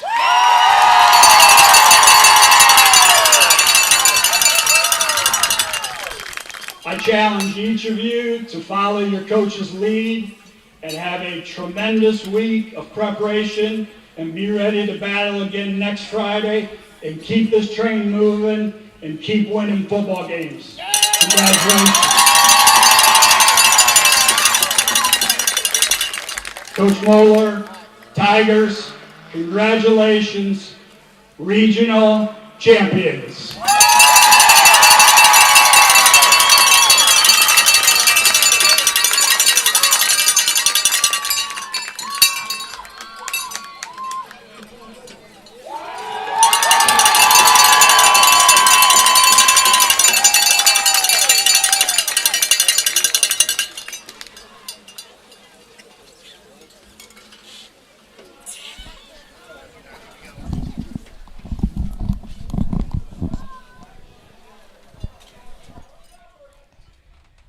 All right, we're back here. Regional championship trophy presented, runner-up trophy, Genoa Comets. You know, when the sting wears off, I use this phrase a lot, they're going to really appreciate the season that they had. So let's talk a little bit about stats. Scott, you going to lay it out? And then we'll talk about Man of Steel, and welcome to the Swanton Welding post-game show. Yeah, we really appreciate Norm Zeider and Swanton Welding, just like we do Kyle Kern and KK Collision for the pregame. We always appreciate Crossbuck Construction for the podcast. We got great sponsors, but the postgame Liberty Center kind of took their foot off the gas pedal in the second half. Not a lot of activity, but let's go overall. Liberty Center, 14 first downs, Genoa 8. Liberty Center, 310 total yards, Genoa 108. Caden Kreinbrink had a good one tonight. 9 for 12, 147 yards and 2 touchdowns, and the way it was done was pretty cool. That intermediate passing game, and Jackson Lonzak and Garrison Cruz. Jackson Lonzak tonight receiving 5 catches for 101 and a touchdown. Watch the video, folks. It was a highlight worthy. Mark, you get something for us? No. No. Okay. No. I thought maybe you had your finger up a big I score. was giving Jiggs the finger. That's right. He deserves it. Liberty Center 9 for 12, 147 passing. Genoa 10 for 21, Jiggs. 60 yards. It was jail. Liberty Center's defensive backfield just put down, Jackson Mangone the junior, just erased him tonight. Not much of a factor. Liberty's defense in the back end was phenomenal. Nobody open tonight. Rushing Liberty Center 27 for 163. Genoa 23 for 48. And again, you give Genoa some credit. They controlled Garrison Cruz like Delta did. But Baxter Barrett, 2 rushes for 35 yards. Ty Jackson, 4 rushes for 31. Thomas Muller, 5 for 30. So not the gaudy rushing numbers you're used to, but Liberty, they got a lot of combinations to put teams away. Liberty had 4 penalties for 46 yards. Genoa, 23 attempts on 48 yards. So, again, you're talking about 2 yards a carry, talking about 6 yards of completion, and just not a lot of offense. Liberty's defense was stifling. 4 straight regional titles. The tacklers tonight, Max Walker with 10, Deegan Swiger with 7, Mason Smith 7, Garrison Cruz 8, Baxter Barrett 6. Good tackle distribution, good defense. Max Walker with a 43-yard field goal as Casey and the staff really ran the 2-minute offense to perfection. Big field goal. And those come into play in state championship games and state semifinal. Liberty very decisive. Not the cleanest game, fellas, but impressive nonetheless. Liberty was in control. The defense was suffocating. Early big negative plays. Pick 6, Jackson Lonzak. They just didn't have a lot going on, Jigs, tonight. Genoa couldn't get anything really going on offense. Well, this defense has shown time and time again of just swarming you to death where there is just no room. All levels. Run game, all levels. Pass game. And we continue to get short fields, and that short fields on offense leads to quick points, and then we turn you over, and that also leads to quick points. And this defense does not allow you to get anything going, and there was nothing going tonight. Genoa 3 turnovers, Liberty 1. And Jeremy, before we get to the Man of Steel, I liked the short passing game. I liked it. And the rain tonight, Kate Kreinbrink hooked it up, and I thought that was a very effective game plan tonight by Casey and the staff. Absolutely. A great way to spread the field on a rainy night. And as we spoke in the pregame, Caden Kreinbrink has been continuously getting better and more effective with the touch passes and the accuracy. And with these athletes on Liberty Center's offensive side, they don't need a lot of room. Just swing it out there, and we got enough speed to get the corner. And that's what happened tonight. Well, Mark, are you prepared to start the debate on the Man of Steel? You got some scores tonight. I got some scores. Indian Lake. Indian Lake. I was reading something else about Indian Lake now 35, North Union 21. Mm-hmm. So it's very late in the game. Also, I just got word that Marion Local is going down. St. Henry's going to get St. it. Henry. Oh, boy. Whoa. Oh, boy. That's Big going to be a big one. So Well, they've had some near misses, and tonight St. Henry did not miss. Yep.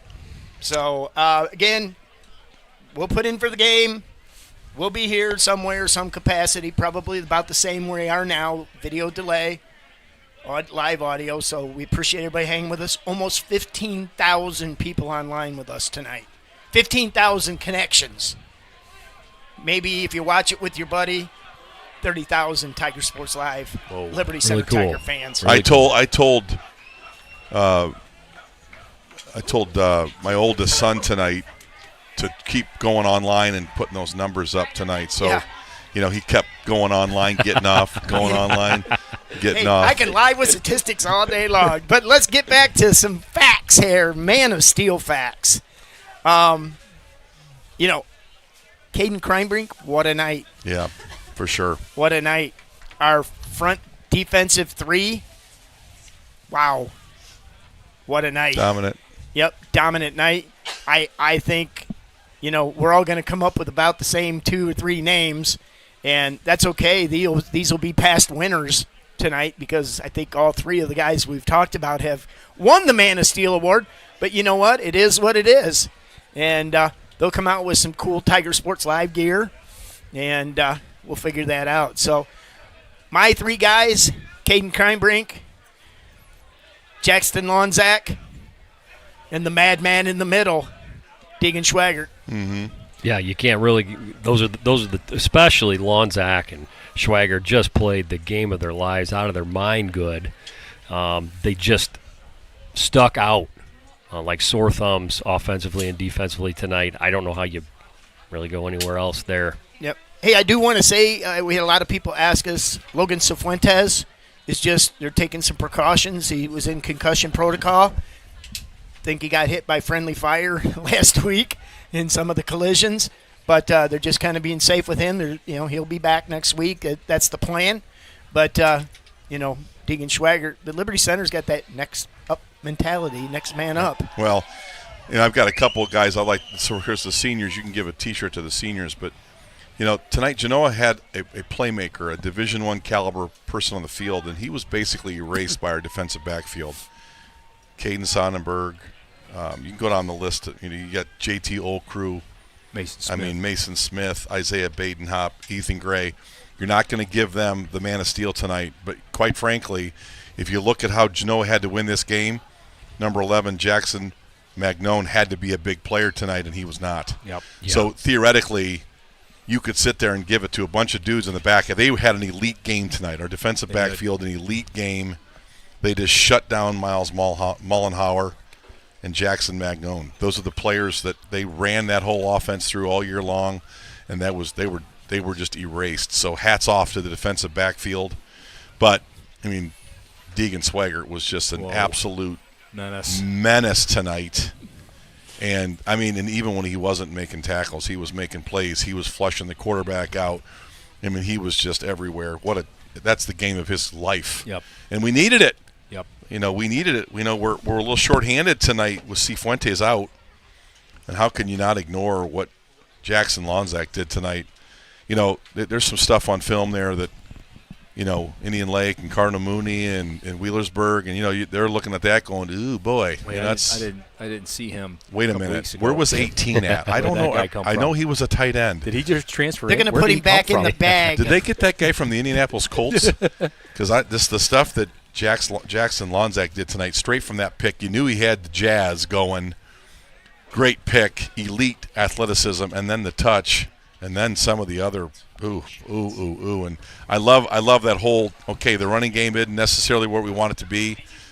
Early fumble, Baxter Barrett, some fumbled snaps, Kate Crimebrink, Hunter. That stuff got wiped when Jackson Lonzak started touching the football. So it's Deegan Schwager, and it ain't a whole lot close, but Jackson Lonzak's those are my top two. I love what Cade did tonight too, but he did, yes. But man, oh man, you can give it to Max Walker every single week. 43-yard field goal, a bunch of tackles, bunch of big hits, but Deegan Schwager, Jackson Lonzak for me tonight. Yeah, I agree with those two. I did like Crimebrink, the way he threw it, very efficient tonight. Oh, even yes. though they're short throws, a lot of short. That's okay.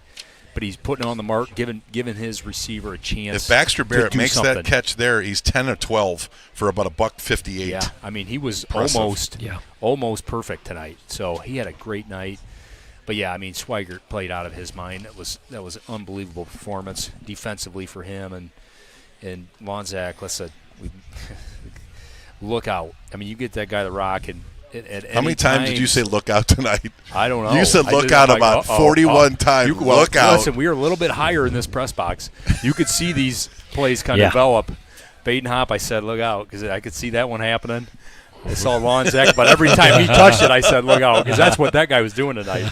I think we were all looking out, but I think we've got to. Now, it'd be your call on Cade. He's certainly worthy, but we got Swigert and Lonzak were just absolute monsters tonight. But you want to go Crimebrink? I ain't argue with you. I do. I want to go Caden Crimebrink too. I tell you why, because I think he turned the tables on Genoa. I think Genoa was ready to take on 30. They were ready to take on 3. Caden Crimebrink turned tables on him. You talk about the structure and the things that happened tonight for Liberty Center. I think Caden Crimebrink is certainly in that mix of Man of Steel. So we're going to do it. The T-shirt budget is out the window. And it's wet because it's really still raining here. So the Men of Steel tonight, Caden Crimebrink, Deegan Schwager, and Jackson Lonzak. There it is. Swanton Welding Men of Steel. Now, in honor of Spike tonight, as he's convalescing on the couch, can you take us out of this thing tonight? A big thank you, obviously, to all of our group. You want to go down and thank all the guys in the back end that helped us tonight? Oh, man, A.J. Fairchild, Kayla Fairchild ran the clock. Marky Bly's down on the field taking pictures. Boom, boom, boom, boom over there. And Billy Bowser over there on Yes. the camera back from 1947. Oh, we got man. him out of mothballs. With the army cap on, That's baby. right, with his army cap on. He's coming out of the break glass in case of an emergency box. Love them out. We got we're the walking wounded. Jesse didn't have a voice kind of yesterday or Wednesday. He was raspy. Danny had surgery. And Spike is back home convalescing. I told him, I said, Spike, I'm going to tell you what. I don't know about next week, but if I got to push your broken down butt into the booth for the state championship game, buddy, you're going to be there. Very good. Well, why don't you take us out of here, Jeremy? In honor of Spike Whitman, take us out of here. All right, Tiger Nation, you just watched the 2025 Region 18 champions, the Liberty Center Tigers, defeat the Genoa Comets 38-0. And until next time, next week, it's good night and good Tiger sports.